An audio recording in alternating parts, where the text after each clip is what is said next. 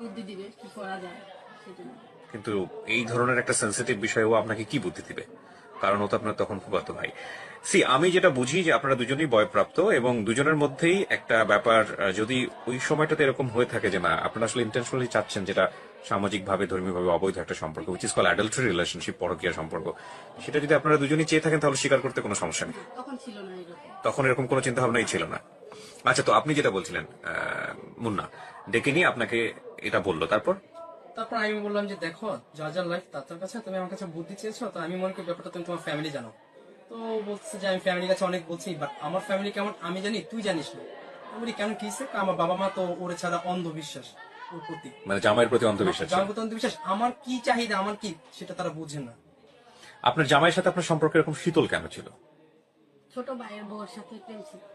আপনার জামাইয়ের আমার দেবরের বউর সাথে প্রেম ছিল, আবার দেবরের বউ ছিল খালাতো বোন। আচ্ছা, এটা বুঝতে পারেন আপনি কবে? আমার ছোট ছেলে যখন হয় তখন বুঝতে পারি। ওই সময়টাতে আপনি স্টপ করার চেষ্টা করেননি? এটা নিয়ে কোনো ঝামেলা হয়েছে ফ্যামিলিতে? হ্যাঁ, ঝামেলা হয়েছে। আমার ছোট দেবরের বউ প্রেগনেন্ট ছিল, আমিও প্রেগনেন্ট ছিলাম। ওকে। তখন আমার দেবর বলছে যে এই বাচ্চা নাকি তারই না। যখন 7 মাসের প্রেগনেন্সি, মেয়ে হইব ধরা পড়ছে, তখন বলছে যে এই বাচ্চাই আমার। মানে তার জামাইটা অস্বীকার করেছে? হ্যাঁ, জামাই অস্বীকার। তাহলে বাচ্চাটা কার ছিল? আমার হাজবেন্ডকে। এটা কি আপনি নিশ্চিত হতে পেরেছেন? হ্যাঁ, নিশ্চিত। কিভাবে নিশ্চিত হলেন? আমি প্রায় সময় একই বিছানায় শুয়ে থাকলে দেখতাম সে একই ফ্ল্যাটের মধ্যে, তো যৌথ ফ্যামিলি ছিল, তো একই ফ্ল্যাটে থাকা হইতো। প্রায় সময় দেখতাম যে সে ঘরে নেই। এটা সবাই জানে, আমার শাশুড়ি জানে, আমার মা বাবা সবাই। তো জানার পরে তাকে স্টপ করার কোনো চেষ্টা করতো না? করছে, বলছে আমি এরকম করি না, প্রমাণ দেখে। তো আপনি 7 বছর তার সাথে কোনো হাজবেন্ড ওয়াইফ রিলেশন নাই, 7 বছরে কোনো প্রমাণ বের করতে পারেননি? হ্যাঁ, করছি। তারপর কেউ বিচার করে না, এই বিচার করে বাবা বাড়িতে নিয়ে যায়, রাখে 3 মাস, আবার বুঝায় সুজায় দেয়। এরকমই চলতে থাকে? এইরকমই চলতে থাকে। আপনাদের মধ্যে কোনো ত্রুটি ছিল, বিশেষ করে আপনার মধ্যে কোনো ত্রুটি ছিল যে কারণে সে পরনারীর প্রতি আসক্ত ছিল? বলে আমি নাকি পারি না থাকতে, সেজন্য। পরে আমি জানতে চাচ্ছি যেখান থেকে আপনার মেমোরি আছে জীবনের, সেখান থেকে। আমার ফার্স্ট মেমোরি হচ্ছে আমার বাবা থাকতো সৌদি আরব, তো আমার ছোটবেলা আমার এত কিছু মনে, তো আমার মনে হচ্ছে আমার বয়স যখন 7 বছর, তখন আমি আমার বাবাকে ফার্স্ট দেখি আমার লাইফে। আচ্ছা, তিনি বাংলাদেশে আসেন, ওই থেকে আমার বাবা আমার জন্য চলে আসেন। আগে কিন্তু ভাইয়া মোবাইল ফোন ছিল না, রেকর্ডিং ছিল, তো ওটা পাঠানোর পরে আমার বাবা চলে আসে আমাকে দেখার জন্য। আচ্ছা, তো ওই আশাই তার শেষ, মানে আর যাওয়া হয় না। ওকে। আমি বলি যে আমি তোমাকেই চাই, আমি আর কিছু চাই না। তো আমার বাবা আমার জন্য, তখন আমি মেবি নার্সারি যেন 1-এ পড়ি, তো আমার বাবা আসার কারণে আমি খুশিতে 1 বছর স্কুলে যাইনি। এর মাঝখানে আমার আম্মু হচ্ছে বনানীতে জব করতো। আম্মু জবের কারণে ক্লাস 4-এ যখন উঠি, আমাকে হস্টেলে দেওয়া হয় মিরপুর 10.5। আচ্ছা, তো ওইখানে আমার নানু যায় যে তোর ছোট একটা ভাই হয়েছে। ওকে ওকে তো আমি এটা বলি যে তাহলে আমি আমার ভাইয়াকে দেখবো। ওকে। কারণ আম্মু তখন মেডিকেল ছিল, আজিমপুর মেডিকেলে। তো আমাকে আমাদের প্রিন্সিপাল স্যার আসতে দিবে না, ছুটি দিবে না, কোনো মতে ছুটি দিবে না, কারণ আমি তার 1 সপ্তাহ আগেই বাসা থেকে গেছি। তো দিবে না, আমি খুব কান্নাকাটি করতে থাকি। তো আমার বাবা মা যায়, আচ্ছা। আমার ছোট ভাইয়াটাকে নিয়ে আমার বাবা মা যায়। তো আমার বাবা যায়, বাবা যাওয়ার পর আমাকে 2 দিনের ছুটিতে আনে। তো 2 দিনের ছুটিতে আনার পরে আমি আমার ভাইয়াকে দেখতে আসি, ওইখানে দেখা হয়, বাসায় তাদের বাসায় নেওয়া হয়। তো সাথে ছিল আমার এক ছোট আন্টি, তো ওই আন্টি আর বাবা যে আমাকে নিয়ে আসে। তো আমি ওইখান থেকে বাসায় আসার পরে আমার ভাইয়াকে দেখে আমাকে আবার 3 দিন পরে হোস্টেলে ব্যাক করতে হয়। পরে আমি যখন আসি, তো আমার বাবা মা খুব সম্ভব 1 মাস পরে আমাকে দেখতে যায় ছোট ভাইয়াটাকে নিয়ে। তো ওই ভাইয়াটাকে দেখে আমার খুব কান্না চলে আসে যে আমি বাসায় আসবো। তো আমি আমার ছোট ভাই বলতেছি, ওর নাম হচ্ছে সাজিদ হোসেন জয়। তো আমি বলি জয়কে আমি দেখবো, আমার জয়কে খুব দেখার ইচ্ছে করতেছে। তো ওইখানে আমি চলে আসি বাসা থেকে, ওই যে চলে আসি 4-এ থাকতে, আমার আর হোস্টেলে ব্যাক করা হয় না। তো আসার পরে আমার আম্মুর অফিসিয়াল কোনো কাজে তার জব করার জন্য বাইরে চলে যেতে হয়, জাপান যেতে হবে। তো ওই কারণে একটা উদ্দেশ্য ছিল। তো আমার আম্মু ছোট ভাইটাকে 3 মাসে রেখে চলে যায় আমাদের কাছে। জি। উনি চলে যাওয়ার 6-7 মাস পরে উনি আবার রিটার্ন আসে, 1 উইকে ছুটিতে আসে। আব্বু আম্মু একটু ঝগড়া করে ছোট ভাইটাকে নিয়ে, যে ও এত ছোট, তোমার কিসের এত চাকরি করা দরকার, এইরকম ঝগড়া করার পরে আমার আম্মু 1 সপ্তাহ পরে আবার চলে যায়, আচ্ছা। অফিসিয়াল কাজে চলে যায়। তার 1.5 মাস পরে আমার আম্মু চলে আসে। আপনার মা কি করতেন? আমার যে ব্রিটিশ হাইকমিশন এম্বাসিতে চাকরি জব করতেন। তো আম্মু আসার পরে দেখতেছে যে আমার পড়ালেখা আগের মতো নাই, মানে আমি এক সাবজেক্টে খারাপ করি। কোন ক্লাসে থাকতে এটা? এটা মেবি ক্লাস 5-এ থাকতে। তো আমি যখন এসএসসি ক্যান্ডিডেট ক্লাস 10-এ উঠি, তো আমার বাবা যাত্রাবাড়ি আড়ত নেয়। যাত্রাবাড়িতে আড়ত নাই? কিসের আড়ত? মাছের আড়ত। মাছের আড়ত, ওকে। পার্টনারশিপে মাছের আড়তে বিজনেস করে, আর পাশাপাশি তার শনি একটা আশেপাশে নিচের দোকান ছিল, মায়ের দ্বারা বিরিয়ানি হাউস। বিরিয়ানির ব্যবসা করতো। জি, তো আমি এরপরে এসএসসি রেজাল্ট করি, রেজাল্ট খুব ভালো হয়, মোটামুটি ভালো, বাবা খুব খুশি হয়। তা আম্মু আব্বুর একটা সাধনা, মোটামুটি আমি ভালো একটা রেজাল্ট করতে পারি। Okay. তা আমি এরপর কলেজ লাইফে ঢুকি। আমি যখন ফার্স্ট ইয়ার পড়ি ভালোই কাটে আমার ফার্স্ট ইয়ার। সেকেন্ড ইয়ার আমি যখন উঠি তখন আমাদের এলাকার ওই শনি একটা এলাকারই মেম্বার নির্বাচন হয়। জি। তো ওইখানে একজন ক্যান্ডিডেট থাকে, তার সাথে আমাদের ফ্যামিলি আন্ডারস্ট্যান্ডিং আগে থেকে ভালো ছিল। Okay. জাস্ট যখন সে ক্যান্ডিডেট হয় তখন সে ভোটের জন্য যে মানুষ যায় না বাসা বাসা, যে আমার এই ক্যান্ডিডেট কাজ করে দেয় না বা এরকম, তো আমার আম্মুকে বলে, তো আম্মুকে বলার পর আম্মু ওনার ক্যান্ডিডেট হিসেবে কাজটা করে। Okay. তো ওইখানে কাজ করার পর ওনার সাথে আমাদের একটা ফ্যামিলি ভালো আন্ডারস্ট্যান্ডিং হয়ে যায়। আন্ডারস্ট্যান্ডিং হওয়ার ক্ষেত্রে সেই ক্ষেত্রে দেখা যাচ্ছে যে তাদের ফ্যামিলি এমন আছে, তার একটা মেয়ে ছিল, ওকে, ওই মেয়েটার সাথে আমারও আন্ডারস্ট্যান্ডিং ভালো হয়ে যায়। মানে ওই ফ্যামিলিরও একটা মেয়ে ছিল, যে ফ্যামিলি ক্যান্ডিডেট যে তার ওনার family- একটা মেয়ে ছিল, তো তার সাথে আপনার আন্ডারস্ট্যান্ডিং হ্যাঁ, একটা ভালো হয়েছে। তখন understanding আপনি ভালো। ইন্টারমিডিয়েটে পড়ছেন। ইন্টারমিডিয়েট সেকেন্ড ইয়ারে, ওকে, ফাইন। আর ওই মেয়েটা হচ্ছে ইন্টারমিডিয়েট ফার্স্ট ইয়ারে। ওকে, তো ওইখান থেকে ভালো একটা আন্ডারস্ট্যান্ডিং হওয়ার পর তার সাথে আমার ফোনে সে আমার ছোট ভাই জয়, যেটা আমার ছোট ভাই বলো, ওর মুসলমানি অনুষ্ঠানে আসা যাওয়ার পর আমাদের সেল নাম্বারটা কি নেওয়া দেওয়া হয়। তো ওইখান থেকে নেওয়া হওয়ার পর কথা হয় আমার সাথে। মেয়েটার নাম কি ছিল? মেয়েটার নাম ছিল বকুল। বকুল। ওকে, জি। সো বকুলের সঙ্গে আপনার কখন কথোপকথন হচ্ছে? It was just friendship. Just like a friendship. তো আমার ভালো লাগে, তো ও ভালো লাগে পড়তে। অক্টোবরের 4 তারিখ 2011 আমার মনে আছে। তো ওকে আমি বলতেছি যে বকুল, তুমি কি আমাকে নিয়ে কিছু ভাবো? বা ও বলতেছে ভাইয়া আপনি কি আমাকে নিয়ে কিছু ভাবেন? তো আমি বলতেছি ভাবি না, বাট তোমাকে আমার ভালো লাগে। তো ও বলতেছে হ্যাঁ আপনাকে আমার ভালো লাগে। তো এক সময় আমাদের রিলেশনটা ফ্রেন্ডশিপ থেকে লাভে চলে আসে। কিভাবে চলে গেল? রাতারাতি? হ্যাঁ, মানে দৌড় দিয়ে? রাতারাতি হয়ে গেল। ও অফার করলো, আমি অফার করলাম, হয়ে গেল। এটা মানে আপনাদের সম্পর্ক হওয়ার কতদিন পরে? এটা আমার সম্পর্ক হওয়া প্রায় 1 week। এক সপ্তাহের মধ্যে আপনারা, এটাই আপনার জীবনের ফার্স্ট? ওকে, বকুলের সঙ্গে। জি। ওকে, তো এরকম বকুলের সাথে হওয়ার পরে তো আমি বলতেছি যে তুমি যে আমার ভালোবাসো, ও বলতেছে যে তোমার ফ্যামিলি কখনো আমাকে মানবে না। তাই আমি বললাম কেন? তো বলতেছে যে আমার বাবা নাই, এটা হচ্ছে আমার সৎ বাবা। সৎ বাবা মানে যে লোকটা ইলেকশন করছিলেন হ্যাঁ। উনি সৎ বাবা? জি, শাহিন ওনার নাম। তো বলতেছে এটা আমার সৎ বাবা, তো আমার ফ্যামিলি কখনোই তোমাকে মানবে না, বা তোমার ফ্যামিলি থেকে কখনোই আমাকে মানবে না। তাই আমি বলতেছি যে ভাগ্যে যা আছে তাই হবে। তার মাঝে হয় কি, ওর যে সৎ বাবা বললাম, ওই সাথে আমার আম্মু একটু কথা কাটাকাটি হয়।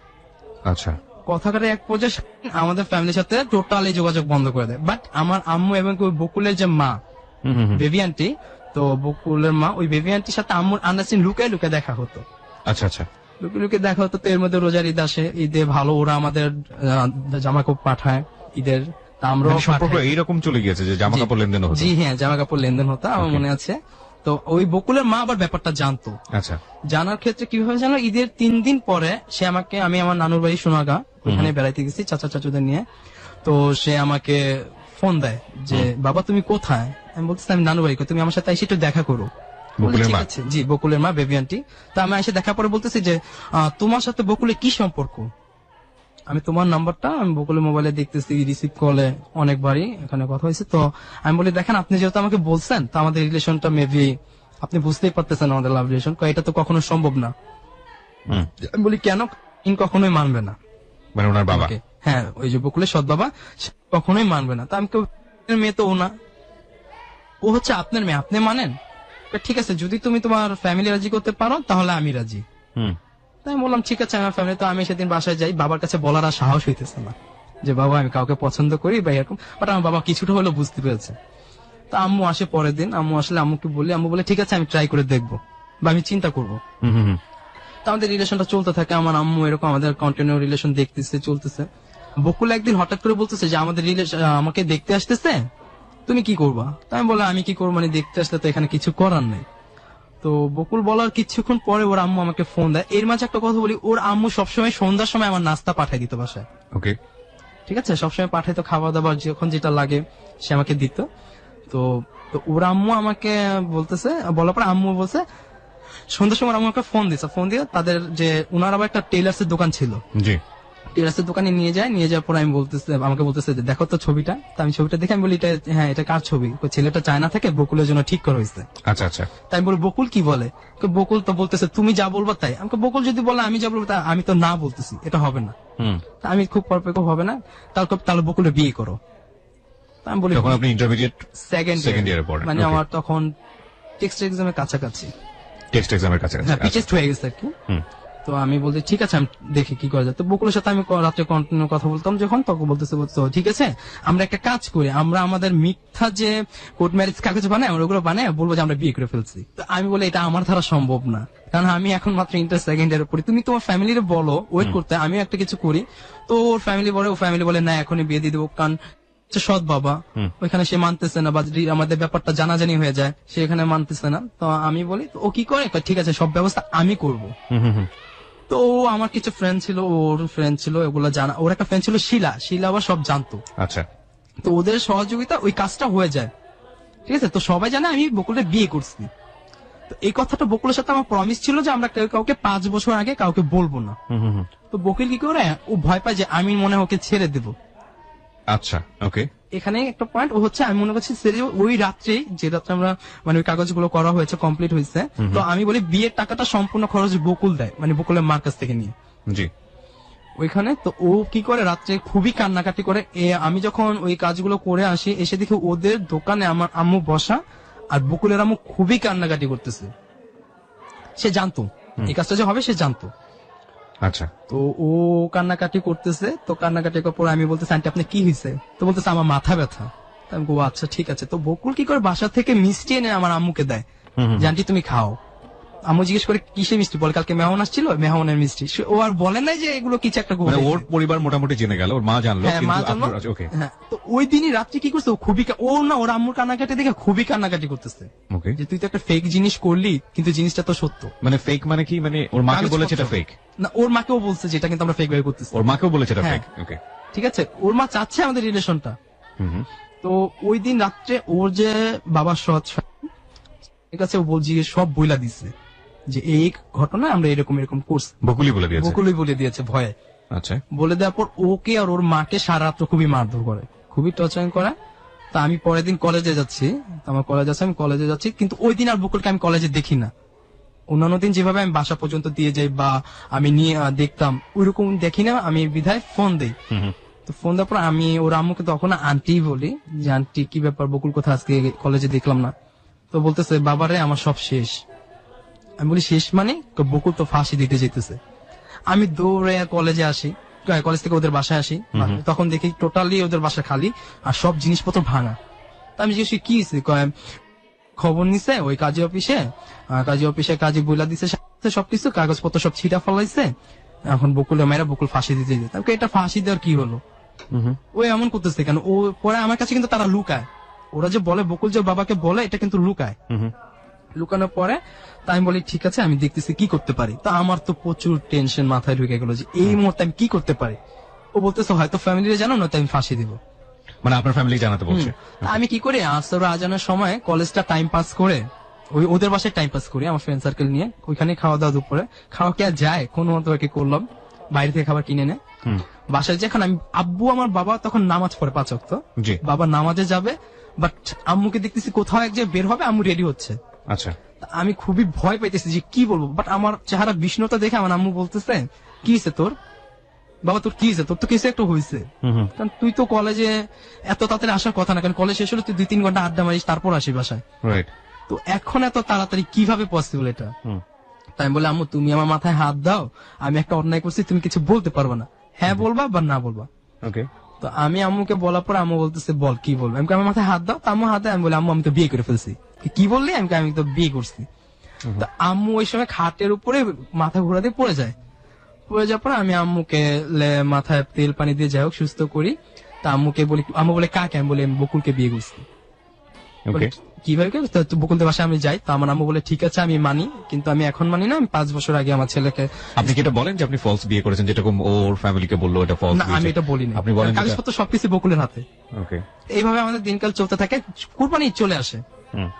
কুরবানিতে আসার সময় ওর বকুলের যে বাবা সে আমার সাথে খুবই গ্যাঞ্জাম করার চেষ্টা করে।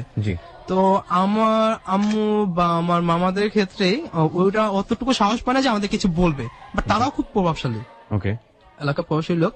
তো আমাদের কিছুই বলে না, কিন্তু দূরে থেকে শুধু হুমকি দেয়। তো আমার আম্মু বলছে যদি কিছু বলার থাকে আমার সামনে আসো, আমার সামনে এসে বলো, তুমি কত প্রভাবশালী সেটা দেখো, তুমি আমার সামনে এসে বলো। মানে ওরা কি চাচ্ছিল?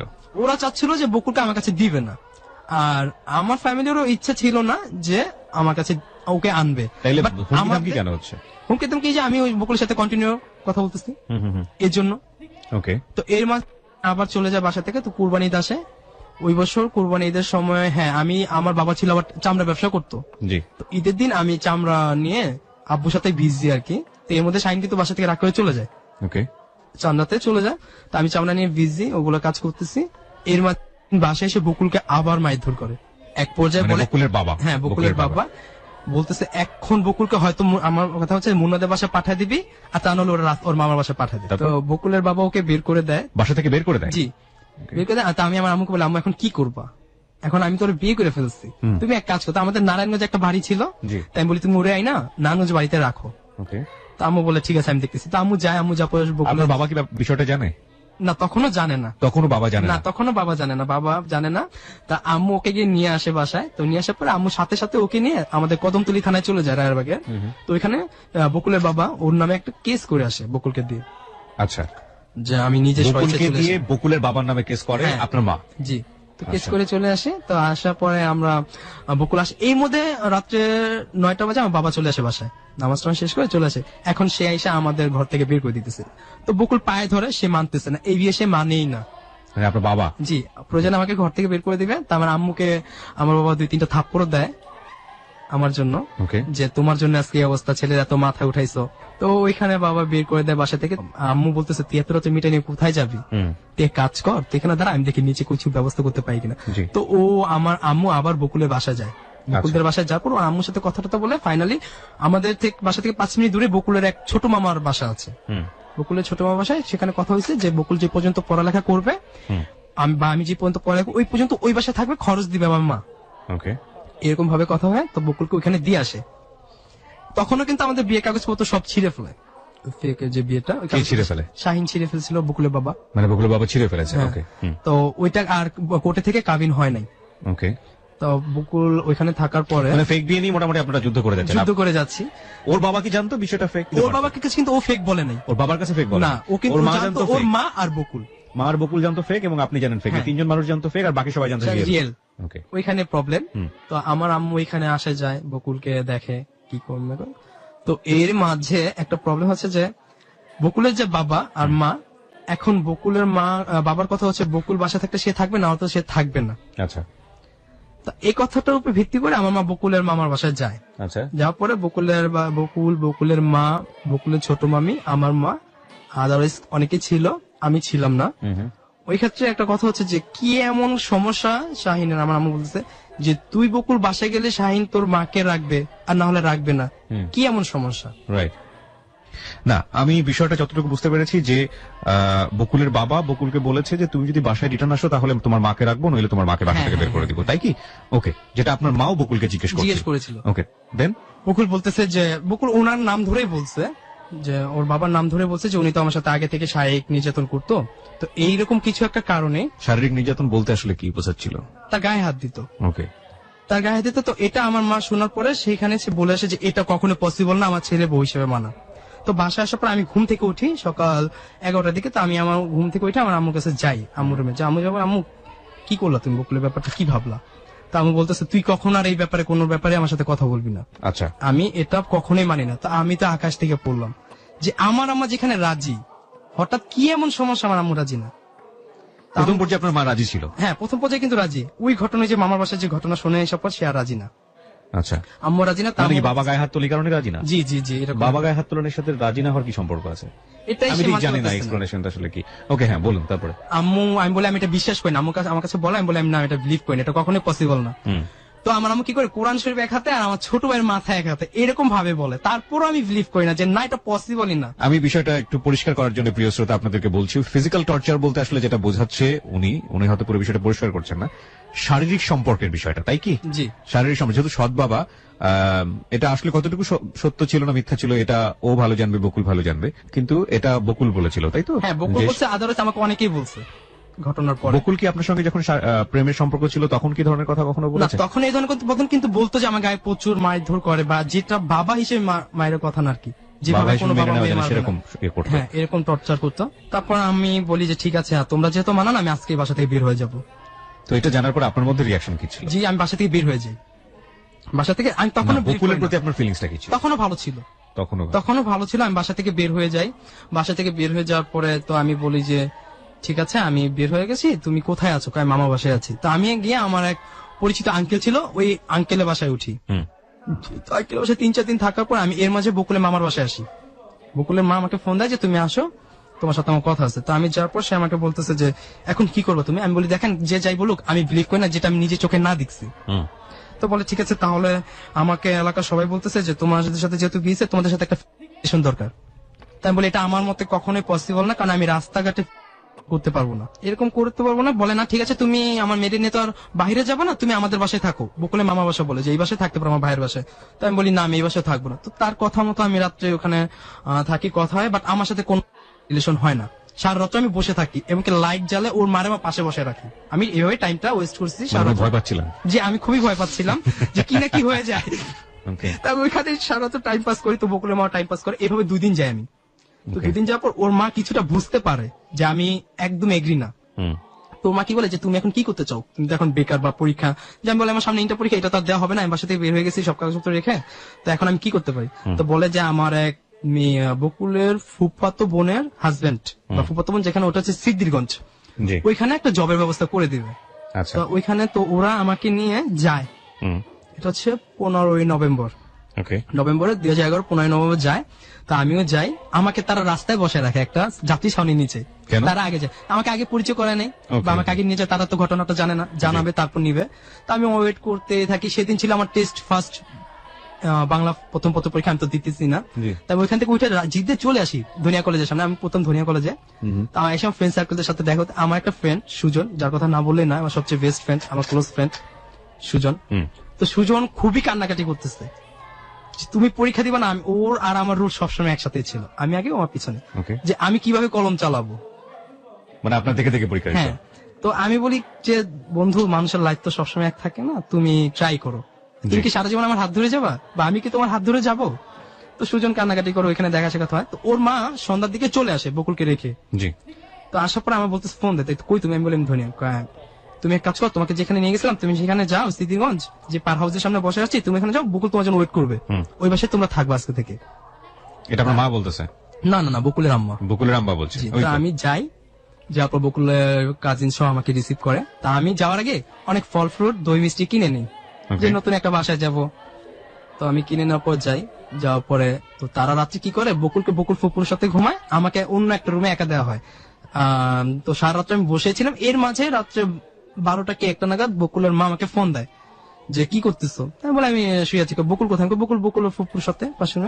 ঠিক আছে, তোমাদের তো এখন আর একভাবে দেওয়া যাবে না, ওই বাসায় সবাই জানে তোমাদের বিয়ে হয় নাই, মানে তোমরা ফেক বিয়ে করছো, নতুন ভাবে তোমাদের বিয়ে করে তারপর তোমাদের একসাথে দেওয়া হবে।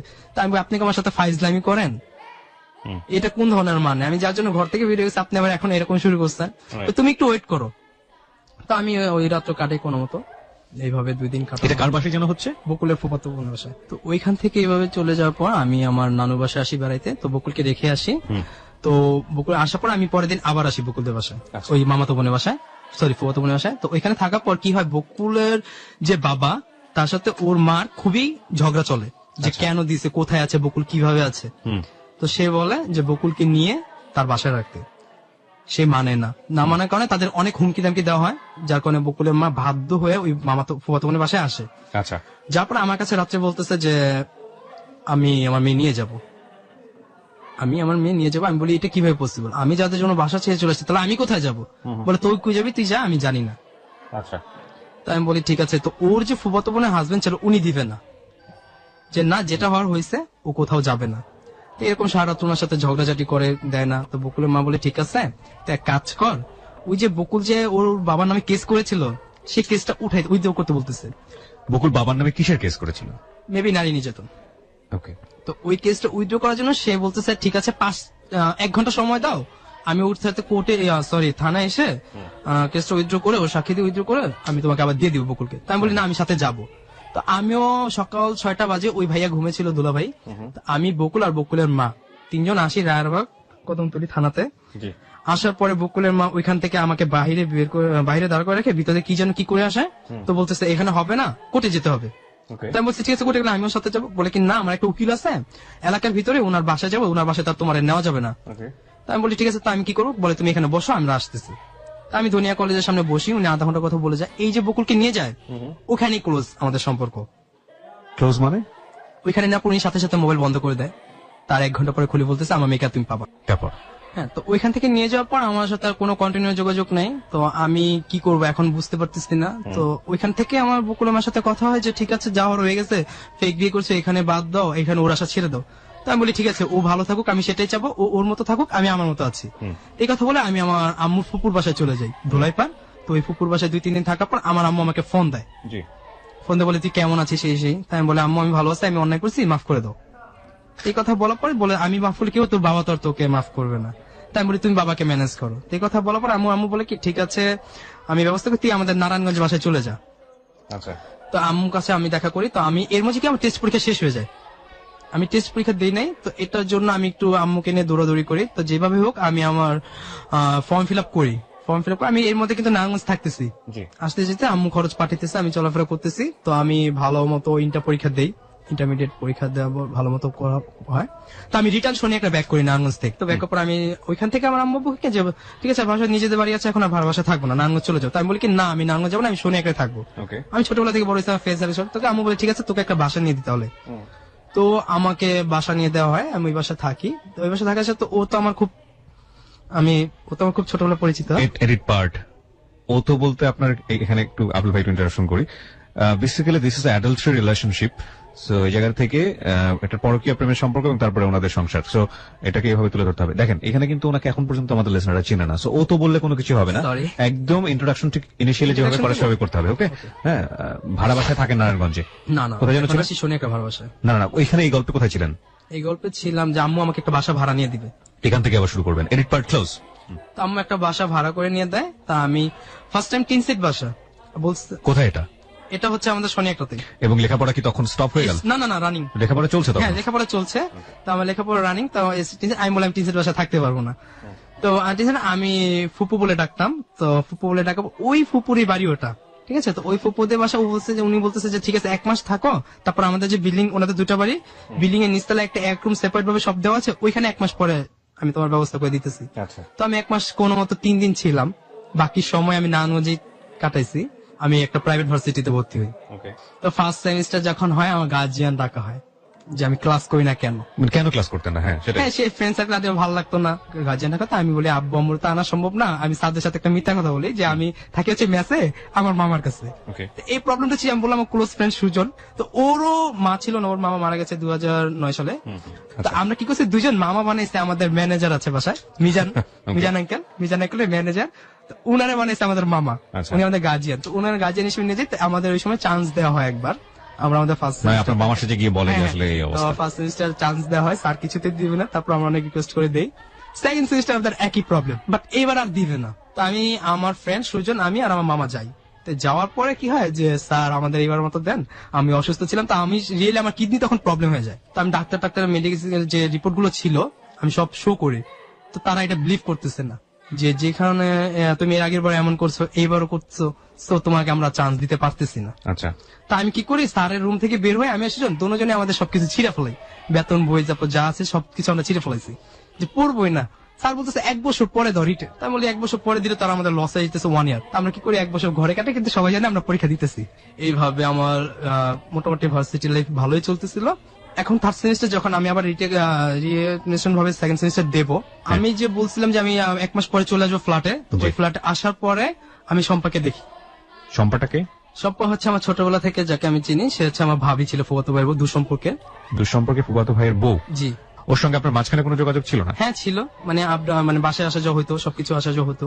ফুফাতো ভাই মানে আপন ফুফাতো ভাই? না না না, আমাদের সম্পর্কে, এলাকা সম্পর্কে ফুফাতো ভাই। আচ্ছা। তো হ্যাঁ, যেটা বলছিলেন আপনি, তারপর? তো ওইভাবে আমার উনি যখন নিচে যেত, তো আমি ওর সাথে দেখতাম, দরজা দেওয়া থাকতাম, তো কথা বলতাম যে ভাবি কেমন আছেন। তো আমি ওদের বাসায় আসা যাওয়া করতাম। তো ওইভাবে তার সাথে আমার একটা ভালো আন্ডারস্ট্যান্ডিং হয়। আন্ডারস্ট্যান্ডিং হয়, এক পর্যায়ে তিনি বলছে তোমার সাথে, আমাকে তুমি করে বলতো, মাঝে মাঝে তুই করে বলতো, যে তোমার সাথে আমার কথা আছে। তোমার সাথে কথা আছে? আচ্ছা। তো ভাবি কি কথা বলো, তা আমিও তুমি করে বলতাম। বলে না এখন বলবো না, এখন বাসায় লোক আছে, তোর সাথে আমি সিঙ্গেলে কথা বলবো। তো আমি বলি কবে, যে মানে সম্পার সঙ্গে আপনার ছোটবেলা থেকেই পরিচয় ছিল? জি, ছোটবেলা থেকে, খুবই ছোটবেলা থেকে। ওকে। তো আমি ওর ফ্যামিলি যারা ছিল তারা সবাই নোয়াখালী বেড়াইতে চলে গেছিল। আচ্ছা। তো ওই সময় ও ছিল আর ওর ছোট দেবরের যে ওয়াইফ উনি ছিল। আচ্ছা। তো আমাকে আমি যখন যেহেতু নিচতলা থাকতাম তো আমাকে বলে গেছিল যে উপরে যেন আমি দেখাশোনা করি যে কয়দিন না আসবে না আসবে। তো আমি যাই, দুপুরে লাঞ্চের সময় যাই। তো যার পর উনি বলতেছে তোর সাথে আমার যে কথাটা ছিল আমি সেটা এখন বলবো। আমি বলি হ্যাঁ বলেন। কয়, তুই তো জানিস তোর দিলু ভাই সম্পর্কে। আমি কি, হ্যাঁ জানি, কি প্রবলেম? আমি অত কিছু জানি না। হ্যাঁ উনি দেখি দোকানদারি করে, সবই করে, কি প্রবলেম? যে উনি তো ওনার সাথে আমার 7 বছর যাবত সম্পর্ক নাই। আমি কি 7 বছর? কয়, হ্যাঁ। আমি কি, কেন ভাবি, কি প্রবলেম? উনি প্রিয় শ্রোতা, আমরা এখানে একটু ইন্টারাপ্ট করবো মুন্নাকে। আজকে যে মানুষটিকে নিয়ে বা যাদের জীবনের গল্প, যে শম্পাকে নিয়ে জীবনের গল্প হচ্ছে এখানে, শম্পা ইনফ্যাক্ট মুন্নার জীবনের গল্পের অনেক বড় একটা অধ্যায়, এবং শম্পা নিজে এখানে প্রেজেন্ট আছে। যে প্রসঙ্গ টেনেছে মুন্না, সেই প্রসঙ্গে আমরা আসলে শম্পাকে ফ্লোর দিতে চাই। ও যেটা বলছিল ওই মুহূর্তে, শম্পা, মানে বিষয়টা আসলে কি ছিল? ওনাকে ডেকে আপনার বলার প্রয়োজনটা কেন অনুভব করলেন? কিছু কিছু মানুষ আছে দেখলে মনে হয় যে বিশ্বাস করা যায়, সেই জন্য বলা। সেই জন্য বলা মানে, আর ও যে বিষয়টা আসলে অবতারণা করেছে সেটা তো খুবই সেন্সিটিভ একটা বিষয়। ও সম্পর্কে তো আলটিমেটলি আপনার ফুফাতো ভাই হয়, তাই না? বয়সে কি আপনাদের ছোট না বড়? আমার ছোট। আপনার ছোট বয়সে কত বছরের ছোট? 3 বছর। 3 বছরের ছোট। তো 3 বছরের ছোট ওরকম একটা ছেলেকে আপনি ডেকে কেন অনুভব করলেন? মানে কি ছিল আসলে, ফিলটা কি ছিল আপনার এবং আপনার হাজবেন্ডের? এত সেন্সিটিভ একটা বিষয়, সেটা ওকে ডেকে নিয়ে এসে কেন বলার প্রয়োজন অনুভব করলেন? আপনার গল্পটা একটু জানি, মানে আপনি আসলে ওকে তো ফার্স্ট দেখেছেন, হয় না যে হঠাৎ করে তো নিশ্চয়ই জিনিসটা হয় নাই। আপনার গল্পটা একটু বলেন আমাকে, শুনি ঘটনাটা কি ছিল আসলে। ও তো এই সম্বন্ধে জানতো, বকুলের বিষয় নিয়ে, সেই জন্য আরো বলা। বকুলের বিষয়গুলো জানতো? কিভাবে জানতো? বকুলের বিষয়গুলো আমি জানতাম। মানে কি বিষয় জানতেন? বকুলের সাথে যে রিলেশন ছিল ওই হিসেবে বলা আর কি। আচ্ছা, তো ডেকে নিয়ে কি বলেছেন ওকে? যে আমার সাথে 7 বছরের কোনো সম্পর্ক নেই। তারপর এটা কেন বললেন? আপনি কি চাইতেন ও কিভাবে? না, তখন চাইতাম না। তাহলে কেন বললেন? যে বলা হয়েছে যে ভালো একটা বুদ্ধি দিবে, কি করা যায়, সেজন্য। কিন্তু এই ধরনের একটা সেন্সিটিভ বিষয় ও আপনাকে কি বুদ্ধি দিবে? কারণ ও তো আপনার তখন ফুফাতো ভাই। আমি যেটা বুঝি যে আপনারা দুজনেই বয়প্রাপ্ত, এবং দুজনের মধ্যেই একটা ব্যাপার, যদি ওই সময়টাতে এরকম হয়ে থাকে যে না আপনারা আসলে ইন্টেনশনালি চাচ্ছেন যেটা সামাজিক ভাবে, ধর্মীয় ভাবে অবৈধ একটা সম্পর্ক, which is call adultery relationship, পরকীয়া সম্পর্ক, সেটা যদি আপনারা দুজনেই চেয়ে থাকেন তাহলে স্বীকার করতে কোনো সমস্যা নেই। না, তখন ছিল না এরকম। তখন এরকম কোনো চিন্তা ভাবনাই ছিল না। আচ্ছা, তো আপনি যেটা বলছিলেন, মুন্না ডেকে নিয়ে আপনাকে এটা বললো, তারপর আমি বললাম যে দেখো, যার যার লাইফ তার কাছে, তুমি আমার কাছে বুদ্ধি চেয়েছো, তো আমি মনে করি ব্যাপারটা তুমি তোমার ফ্যামিলি জানো। তো ও বলতেছে যে আমি ফ্যামিলির কাছে অনেক বলছি, বাট আমার ফ্যামিলি কেমন আমি জানি, তুই জানিস না। আমি বলি কেন, কি হয়েছে? আমার বাবা মা তো ওরে ছাড়া অন্ধবিশ্বাস ওর প্রতি, মানে জামাইয়ের প্রতি অন্ধবিশ্বাস ছিল। অন্ধবিশ্বাস। আমার কি চাহিদা, আমার কি, সেটা তারা বোঝে না। আপনার জামাইয়ের সাথে আপনার সম্পর্ক এরকম শীতল কেন ছিল? ছোট ভাইয়ের বউর সাথে প্রেম ছিল। আপনার জামাইয়ের? আমার দেবরের বউর সাথে প্রেম ছিল, আবার দেবরের বউ ছিল খালাতো বোন। আচ্ছা, এটা বুঝতে পারেন আপনি কবে? আমার ছোট ছেলে যখন হয় তখন বুঝতে পারি। ওই সময়টাতে আপনি স্টপ করার চেষ্টা করেননি? এটা নিয়ে কোনো ঝামেলা হয়েছে ফ্যামিলিতে? হ্যাঁ, ঝামেলা হয়েছে। আমার ছোট দেবরের বউ প্রেগনেন্ট ছিল, আমিও প্রেগনেন্ট ছিলাম। ওকে। তখন আমার দেবর বলছে যে এই বাচ্চা নাকি তারই না। যখন 7 মাসের প্রেগনেন্সি, মেয়ে হইব ধরা পড়ছে, তখন বলছে যে এই বাচ্চাই আমার না। মানে তার জামাইটা অস্বীকার করেছে? হ্যাঁ, জামাই অস্বীকার করে। তাহলে বাচ্চাটা কার ছিল? আমার হাজবেন্ডের। এটা কি আপনি নিশ্চিত হতে পেরেছেন? হ্যাঁ, নিশ্চিত। কিভাবে নিশ্চিত হলেন? আমি প্রায় সময় একই বিছানায় শুয়ে থাকলে দেখতাম সে নাই। একই ফ্ল্যাটের মধ্যে তো যৌথ ফ্যামিলি ছিল, তো একই ফ্ল্যাটে থাকা হইতো, তখন প্রায় সময় দেখতাম যে সে ঘরে নেই। এটা সবাই জানে, আমার শাশুড়ি জানে, আমার মা বাবা সবাই জানে। জানার পরে তাকে স্টপ করার কোনো চেষ্টা করতো না? করছে, বলছে আমি এরকম করি না, প্রমাণ দেখাইতাম। তো আপনি 7 বছর তার সাথে কোনো হাজবেন্ড ওয়াইফ রিলেশন নাই, না। 7 বছরে কোনো প্রমাণ বের করতে পারেননি? হ্যাঁ, করছি। তারপর কেউ বিচার করে না, বিচার করে বাবা বাড়িতে নিয়ে যায়, রাখে 3 মাস, আবার বুঝায় সুজায় দেয়। এরকমই চলতে থাকে? এইরকমই চলতে থাকে। আপনাদের মধ্যে কোনো ত্রুটি ছিল, বিশেষ করে আপনার মধ্যে কোনো ত্রুটি ছিল যে কারণে সে পরনারীর প্রতি আসক্ত ছিল? হ্যাঁ, বলে আমি নাকি পারি না থাকতে, সেজন্য। ওকে, তো যেটা আপনাকে বললো যে আমার সাথে আমার হাজবেন্ডের 7 বছর যাবত কোনো সম্পর্ক নেই, আপনি যেটা বললেন যে তাহলে এই বিষয়টা গিয়ে তোমার ফ্যামিলির সাথে শেয়ার করো, তো উনি আবার বলছিল যে ফ্যামিলির সাথে অনেকবার শেয়ার হয়েছে কিন্তু আসলে বিষয়টা নিয়ে কেউ কোনো স্টেপ নিচ্ছে না। তারপর কি হলো, আমরা স্টেপ বাই স্টেপ শুনি। তারপর আমি বলি ঠিক আছে, আমি তোমার ব্যাপারটা মাথায় রাখবো, আমি আগে একটু দেখি কি করা যায়, তোমার জন্য আমি কি করতে পারি। প্রিয় শ্রোতা, একটা বিষয় আপনাদেরকে একটু বলতে চাই এখানে, যারা আপনারা শুনছেন ক্লোজ আপ প্রেজেন্স হ্যালোইট 920, ক্যামেরাটা একটু আমি আমার দিকে ঘুরিয়ে নেই। আজকের এই হ্যালোইট 920টি যে কথোপকথন এই মুহূর্তে হলো, সেই কথোপকথনের ছোট্ট একটা ভিডিও ক্লিপস আমি এই মুহূর্তে ফেসবুকে দিয়ে দিচ্ছি, আপনারা চাইলে ওদেরকে দেখার জন্য আসতে পারেন। ওদের সম্পর্কটা এখন কি সেটা আমরা ঘটনার পালাক্রমে সামনের দিকে জানবো, কিন্তু ওদের আমরা ছবিটা কোনোভাবেই হাইড করিনি, এবং দুজনেরই ছবি একটা ভিডিও ক্লিপস আমরা এই মুহূর্তে দিয়ে দিচ্ছি। আমার এই কথাগুলো সেই ভিডিওতে থাকবে। যদি আপনারা ভিডিওটি দেখতে চান চলে আসতে পারেন আমাদের ফেসবুকের ঠিকানা www.facebook.com/kibriya.rj। আমি আবারও বলছি www.facebook.com/KEBRIA.RJ। পেজটি আছে RJ কিবরিয়া নামে। Please like this page. হ্যাঁ, আমরা স্টোরিতে আবারও ফিরছি। বলুন তারপর। তারপর আমি ভাবি তো ওই পর থেকে ও কি করে হঠাৎ করে রাগ করে বাবার বাসায় চলে যায়। আমার সাথে আর যোগাযোগ নাই। আমি 4 তলায় যাই, ওরা 4 তলায় থাকতো। জি। আমি 4 তলায় যাবো, জিজ্ঞেস করি ভাবি কই। তারা বলতেছে তোর ভাবি চলে গেছে। কেন গেছে? তোর ভাইয়ের সাথে ঝগড়া ডিভোর্স দিয়ে চলে গেছে। তোর ভাইয়ের সাথে ঝগড়া হয়ে ডিভোর্স দিয়ে চলে গেছে? ডিভোর্স দিয়ে চলে গেছে। ওকে। তো চলে যাওয়ার পর তা আমি আমার মতো দিন কাটাইতেছি, আমার তো মাথা ব্যথা নেই। তা কারণ উনি চলে গেছে না, তাহলে আমি মনে করি ভালোই হয়েছে। তা আমি আমার মতো চলতে থাকি। তো 3 মাস, মেবি 2.5 মাস, 3 মাস পরে তাকে আমি হঠাৎ করে দেখি 4 তলায়। হঠাৎ করে 4 তলায় দেখি, আমি কি কাজ, ভাড়া দিতে যাই। আচ্ছা। ভাড়া দিতে গিয়ে দেখি 4 তলায়। পরে বলি ভাবি আপনি? হ্যাঁ। তো বলে আবার বলে তোর সাথে আমার কথা আছে। তাই কি কথা? পরে বলবো। তা আমি বলি চলে গেছিলেন, কেন আসছেন? এটাই তো তোর সাথে আমি পরে কথা বলবো। তো উনি সাথে আমার পরে হঠাৎ বিকেলে নিচে, মানে আমাদের বাসার সামনে নিচে দাঁড়ায় আমরা দুজন কথা বলতাম। ওই সময় দেখা হয়। আচ্ছা। দেখা হলে উনি বলতেছে যে দেখ আমার বাবা একটা বাবা, কেমন বাবা, সে আমার বিয়ে না করে আমি ডিভোর্স দিয়ে চলে এসে সে আমার এখানে আবার জোর করে দিছে। তখন কিন্তু বিয়ে 3 মাস ডেট ওভার হয়ে গেছে। আচ্ছা। তো দিতেছে, তাই বলি এটা তো নাজায়েজ সংসার। আমার জানা মতো ইসলামের দৃষ্টিতে এটা তো নাজায়েজ সংসার। তো বলতেছে যে হ্যাঁ এটা নাজায়েজ সংসার, কি করবো, বাধ্য হয়ে আমার করতে হইতেছে। তো তার হাজবেন্ড আমি প্রায় দেখতাম তার উপর খুবই টর্চার করতো, এবং কি তার আপনার কাছে লোকের আপনি তার দাঁত দুটো যে সামনে ভাঙা, সেটাও কিন্তু তার হাজবেন্ড, এবং তার গায়ে প্রচুর রকম দাগ ছিল। ওকে। সবসময় কথায় কথা গায়ে হাত তোলা বা এরকম কিছু করতো। তো আমি বলি যে এখন কি করতে চাও তুমি? উনি আমার বলতেছে আবার কথা আছে তোর সাথে। তাই বলি ঠিক আছে, সময় করে, আমি যেহেতু নিচে আছি তুমি সময় করে আমার সাথে কথা বললো। ওকে। তো একদিন দেখা হয় নিচে। তো উনি বলতেছে যে দেখ এইভাবে আমাকে দেওয়া হয়েছে। তাই বলি এটা তো না যায় সংসার, তুমি কেনই আছো, কি স্বার্থ তোমার এখানে? পরে বলতেছে যে এটা আমার কিছুই করার নাই, আমি একটা মেয়ে মানুষ কোথায় যাব?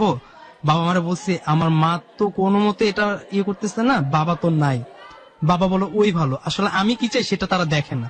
তাই আমি বলি ঠিক আছে, এটা তোমার ফ্যামিলিগত ব্যাপার বা তোমার ব্যাপার, আমি আউট অফ পার্সন, এটা তোমাকে আমি কোনো কিছু ইন্ট্রোডিউস করতে পারবো না। তো বলতেছে ঠিক আছে তুই যখন পারবি, তো আমি আর কি বলবো। তো এই সাথে তার সাথে আমার সবসময় দেখা হয়। তো এর মাঝে তাদের ফ্যামিলির সাথে তার একটা প্রচুর রকম ঝগড়া হয়ে যায়। 4 তলায় ঝগড়ার পর সে নিচতলায় চলে আসবে আমার পাশের ফ্ল্যাটে। আচ্ছা, এই বাড়িটা কাদের ছিল? আপনার হাজবেন্ডের? ওকে। তো নিচতলায় চলে আসে, চলে আসার পরে তার সাথে আমার মোটামুটি ভালো। 1 মিনিট, নিচতলায় চলে আসলো সে? জি। নিচতলায় কি আপনি একা থাকার চিন্তা ভাবনা করে চলে আসছিলেন নাকি তার বুদ্ধিতে? না, তার বুদ্ধিতে না, তাহলে আমার নিজের বুদ্ধিতেই। নিচতলায় কেন আসার প্ল্যান করলেন? আমার হাজবেন্ড বলছে, শাশুড়ি বলছে যে তোমরা নিচে চলে যাও, যেহেতু হাজবেন্ড সহ নিচে চলে আসলেন? হ্যাঁ। জড়াজড়ি করো, আমাদের ডিস্টার্ব হয়, সেজন্য তোমার নিচে চলে যাও। আর আমার জালের রিলেশনের কারণে নিচে আসে। আপনার জায়ের সঙ্গে রিলেশন ছিল, মানে ওর ভাবির সঙ্গে? ওকে, ঠিক আছে। তো আপনি যেটা বলছিলেন যে আপনার পাশাপাশি ফ্ল্যাট হয়ে গেল তখন। আচ্ছা, আপনার হাজবেন্ড পেশায় কি ছিলেন? ব্যবসা করে। ব্যবসা মুদি করতেন, মুদি ব্যবসা ছিল। ওকে, হ্যাঁ বলুন তারপর। তারপর আসে, তো এইভাবে প্রায় 7-8 মাস ভালোই কাটা আমাদের মাঝে, ভালো আন্ডারস্ট্যান্ডিং হয়। তো ভালো আন্ডারস্ট্যান্ডিং হওয়ার পর হচ্ছে ও আমি মাঝে মাঝে ভার্সিটি থেকে আসতাম, ও আমার রান্না করে খাবার দিত সবসময়, যে তোমার রান্না করা লাগবে না, আমি রান্না করে দিব। তাই আমি বলি ভাবি এরকম কেন, তুমি আমার কি দেখছো আমার এরকম করে দিবা? কয় না তোরা আমার অনেক ভালো লাগে। তাহলে আমিও তো তোমার ভালো লাগে। তো আমি মাঝে মাঝে ওর সাথে অনেক দুষ্টাইম করতাম, যে এত যখন ভালো লাগে তো ওরে ছেড়ে আমার বিয়ে করো, দুষ্টাইম মাঝে এরকম দুষ্টাইম করতাম। ও বলতো কি এটা কি হয় নাকি? তা আমি বলি ঠিক আছে, না হলে তোর কিছু করার নাই, তোমার সাথে দুষ্টাইম করি, তোমার সাথে তুই প্রেম করিস না? হ্যাঁ আমি অনেক মেয়ের সাথে প্রেম করি, তুমি দেখবা। তা আমার ফ্রেন্ড সার্কেল যারা ছিল ভার্সিটির অনেক দুষ্টাইম করতো, আমার বিশেষ করে আমার ফ্রেন্ড শ্রাবণী, ওর সাথে দুষ্টাইম করি, ওর সাথে আমি কথা বলাইতাম যে না কথা বলে দেখো কি দুষ্টাইম করি আমরা। তো আমার ফ্রেন্ড শ্রাবণীর সাথে ও কথা বলতো, তো বলতো ও তো একটা ফাজিল দুষ্ট, সারা জীবন আমাদের সাথে দুষ্টাইম করলো ফ্রেন্ড সার্কেলের সাথে। আর একটা কথা, আমি আমার ফ্রেন্ড সার্কেলের মধ্যে সবচেয়ে দুষ্ট ছিলাম আমি, আর খুব ভালোভাবে দুষ্টাইম করতাম ফ্রেন্ডদের সাথে।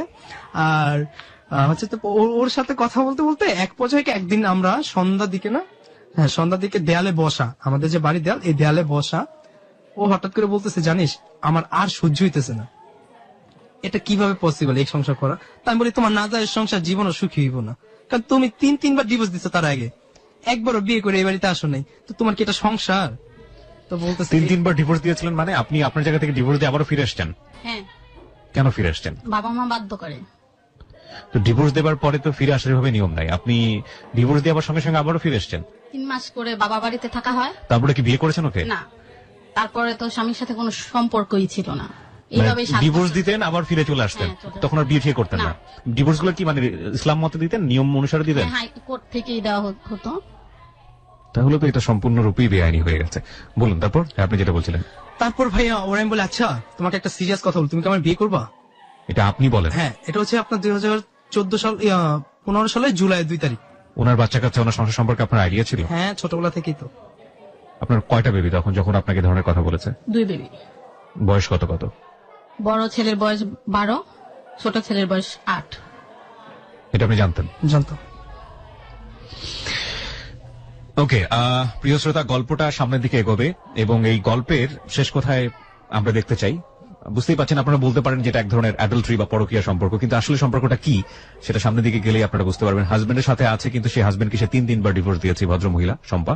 এবং সেই সময়ে তারই ফুফাতো ভাই, যে আজকে এই জীবনের গল্প বলতে এসছে এখানে, মুন্না, তার সঙ্গে তার একটা সম্পর্ক জড়িয়ে যাচ্ছে। আসলে শেষ পর্যন্ত কোথায় গিয়ে দাঁড়িয়েছে সেটাই দেখার বিষয়। আপনারা ওদের যদি এই ভিডিও ক্লিপসটা আপনারা দেখতে চান, চলে আসতে পারেন ফেসবুক পেজে। আমরা একটা ছোট্ট ভিডিও ক্লিপস এই মুহূর্তে দিয়ে দিচ্ছি, facebook.com/kibria.rj। আমি আরো একবার বলছি, facebook.com/kebria.rj। পেজটি আছে RJ কিবরিয়া নামে, and please like this page. ঠিক আছে, আমরা যেখানটায় ছিলাম, বলুন তারপর। তারপর আমি ওকে বলি যে তুমি কি আমাকে বিয়ে করবা? তো বলতে তুই কি সিরিয়াস? আমি বলি হ্যাঁ আমি সিরিয়াস। তো ও বলতেছে তুই কি পাগল হয়ে গেছিস? আমাকে না, বলে আমাকে সময় দে, 2 দিন আমি ভাই বানি। এই কথা বলবো না, আমি দেয়াল থেকে উঠে গিয়ে তার মোবাইলে 20টা টাকা পাঠাই, যে রাত্রে কথা বলবো, 20টা টাকা পাঠাই। তো 20 টাকা পাঠানোর পরে তো সে, আমি যখন ঘরে ঢুকবো, মাগরিব বাজানোর পরে যখন ঘরে ঢুকবো, তখন দেখি যে সে দরজার সামনে দাঁড়ানো। আমি বলি কি হয়েছে? কয়, তুমি টাকা পাঠালে কেন? আমি আমার ইচ্ছে হয়েছে। তো আমি ওই রাত্রে ওয়েট করতেই থাকি, ফেসবুক চালাতে থাকি, ওয়েট করবো ও ফোন দিবে। কারণ ও তখন ছিল অন্য রুমে, ওর হাজবেন্ড থাকতো আরেক রুমে, আলাদা সেপারেট ভাবে। আচ্ছা আচ্ছা। তো আমার আশা ছিল ফোন দিবে। তো ওই রাত্রে ও নাকি ঘুমাই গেছিল, ঘুমাই যায়। তো আমি আর ফোন পাই না। তো পরের দিন আমি বলতেছি আমি কথা বলি না, আমি চলে যাই। তো ও আমার হাত ধরে টান দিছে, কি হয়েছে তোমার? আমি বলি কি হয়েছে মানে, কালকে আপনার ফোন দেওয়ার কথা ছিল না, ফোন দিলা না কেন? বা আমি দিতাম। সরি, আমি ঘুমাই গেছিলাম, দরজা লাগে শুতো, তো আমি ঘুমাই গেছিলাম। তো আমি বলি ঠিক আছে, আজকে রাতে হবে? হ্যাঁ আজকে রাতে হবে, কথা হবে। তো আজকে রাতে কথা বলে ও আমার মোবাইলে 100 টাকা পাঠায় সন্ধ্যার সময়, যে আমার মোবাইলে টাকা থাকলে প্রবলেম চেক করে, তোমার মোবাইলে ব্যালেন্স রাখো। তো আমি রাত্রে 2:30 বাজে তখন মেবি মুভি দেখতেছিলাম, ও হঠাৎ করে ফোন দেয়। পাশাপাশি রুম ছিল একেবারে? হ্যাঁ পাশাপাশি ফ্ল্যাট, জাস্ট একটা টয়লেট, তারপরে ওর রুম। ওকে। তা আমি ফোন দেয়, কথা বলি। তো ও বলতেছে আমাকে কি দেখে ভালো লাগে? আমাকে তোমার আমি খুব ছোটবেলা থেকে ভালো লাগে, জাস্ট রিসেন্টলি 5 ইয়ার্স তোমাকে আমার বেশি ভালো লাগে। মানে কেন এটা আপনার, কেন এটাকে আপনি ওকে মন ভরানোর জন্য বলেছেন নাকি না, সত্যি না, সত্যি না। ব্যাপারটা এরকম ছিল? হ্যাঁ, আমি এটাও বলছি যে তোমার বিয়ে করলে কিন্তু আমার অনেক রিস্ক, এখানে অনেক কিছুই গ্যাঞ্জাম হবে, বাট আমি আমার লাইফ বাজি রাখতে পারি তোমার জন্য, আমার জীবন তোমার জন্য বাজি, তুমি আমার জন্য নিশ্চিন্তে আমার হাত ধরতে পারো।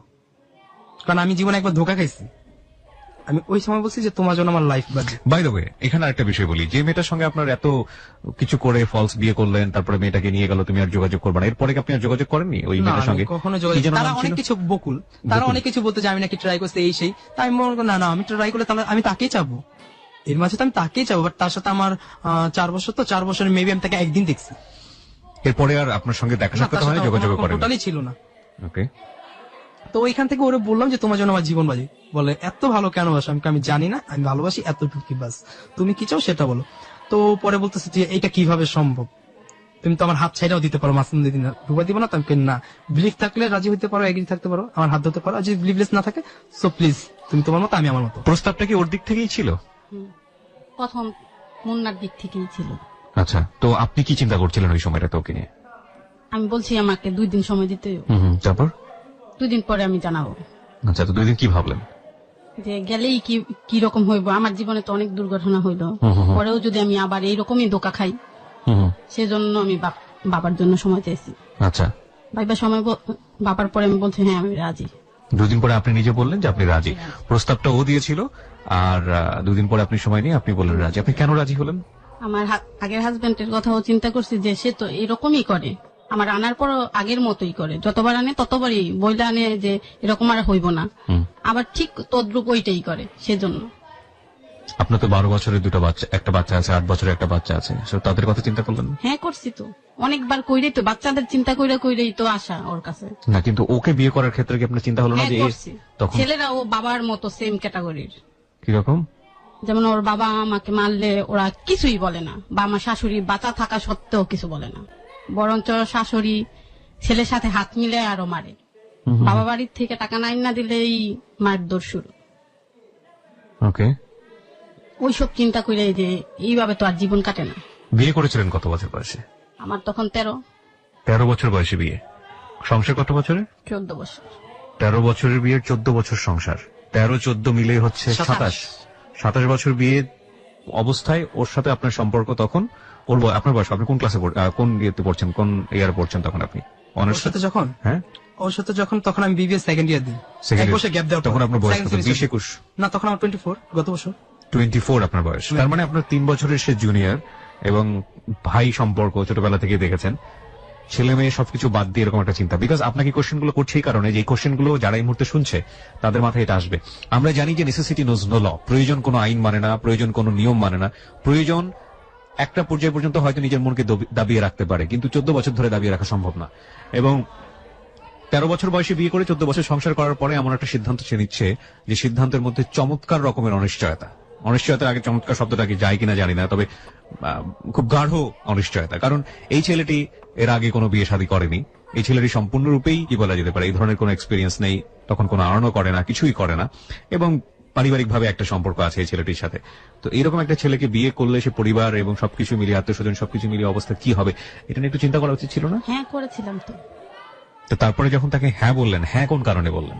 শুধু মনেরটা নেই? মনেরটা নেই। আচ্ছা, আপনি তাকে নিয়ে চিন্তা করলেন না এভাবে, একইভাবে যে আপনি তাকে বিয়ে করলে সমাজচ্যুত হতে পারেন, পরিবারচ্যুত হতে পারেন? হ্যাঁ, তার জন্য তো আমি বলছি যে তোমার বিয়ে করলে আমার প্রবলেম হয়, তো আমি এক কাজ করি, আমার স্টুডেন্ট ভিসায় বাইরে চলে যাই, মালয়েশিয়া চলে যাই, আমি ওখানে যে কিছু একটা, তুমি এই পর্যন্ত থাকো, যেহেতু এত বছর কষ্ট করছো, আর নয় একটা বছর কষ্ট করবা, তো আমি বাইরে চলে যাই, তুমি তারপরে আসো। ওকে প্রিয় শ্রোতা, আসলে সম্পর্কটা কোথায় যাচ্ছে আমরা জানি না, কজ আদৌ তারা বিয়ে করবে কিনা একটা প্রস্তাবের জায়গাতে এসছে, এবং সেটাকে আপনারা প্রেমের সম্পর্ক বলবেন না অন্য কিছু বলবেন, রিয়েলিটি যা তাই। তাদের একটি ভিডিও ক্লিপস কিন্তু আমাদের ফেসবুক ইতিমধ্যে দিয়ে দেওয়া হয়েছে, আপনারা চাইলে দেখতে আসতে পারেন। এবং এই ফেসবুকের ভিডিও ক্লিপসে কাউকেই কোনোভাবেই ফেস হাইড করা হয়নি, সমাজের নির্মম বাস্তবতা।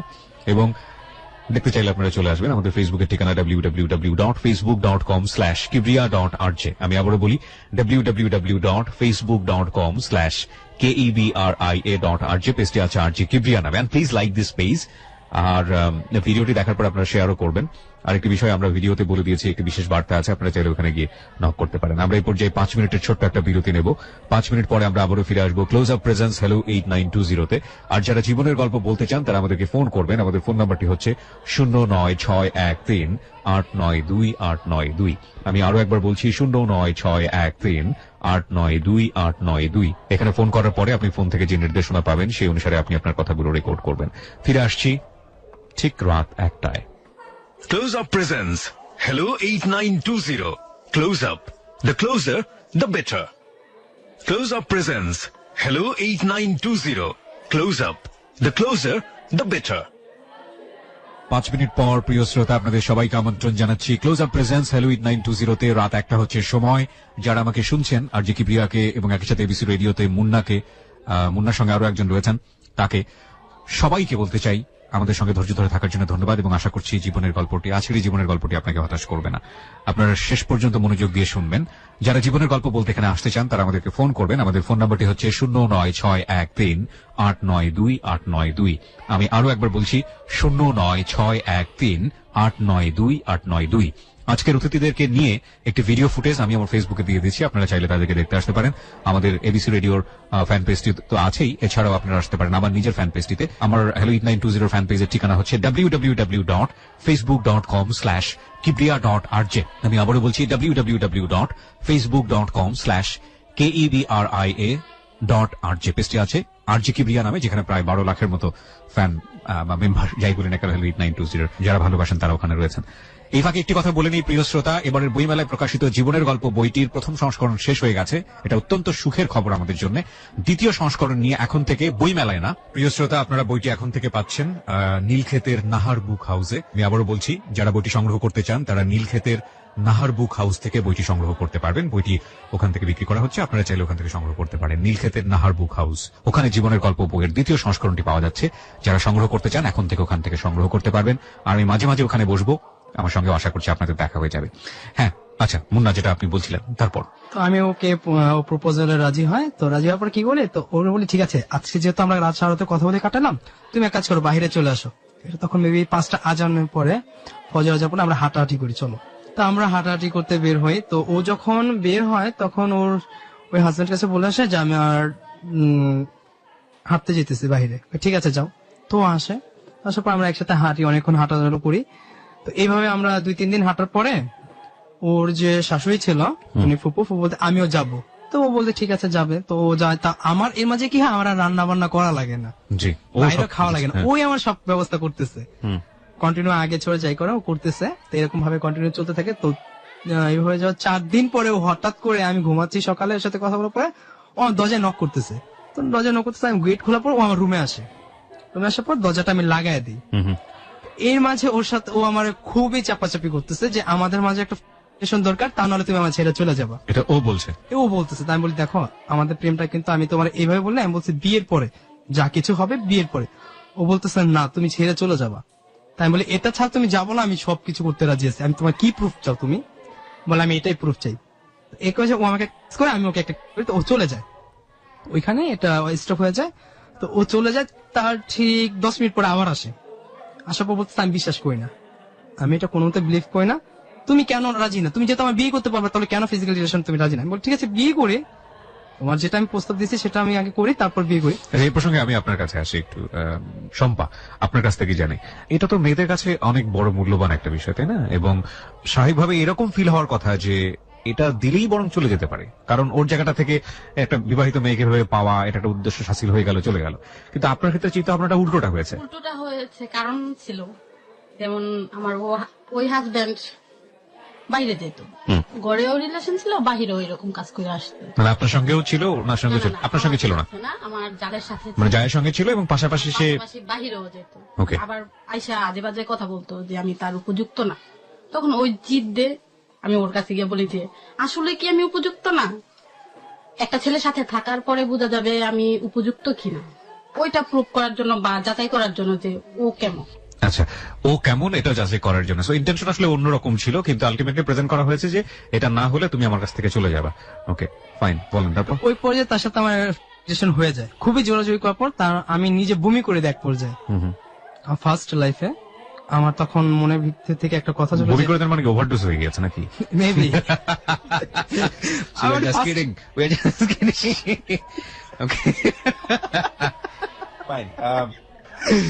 বলেন তারপর।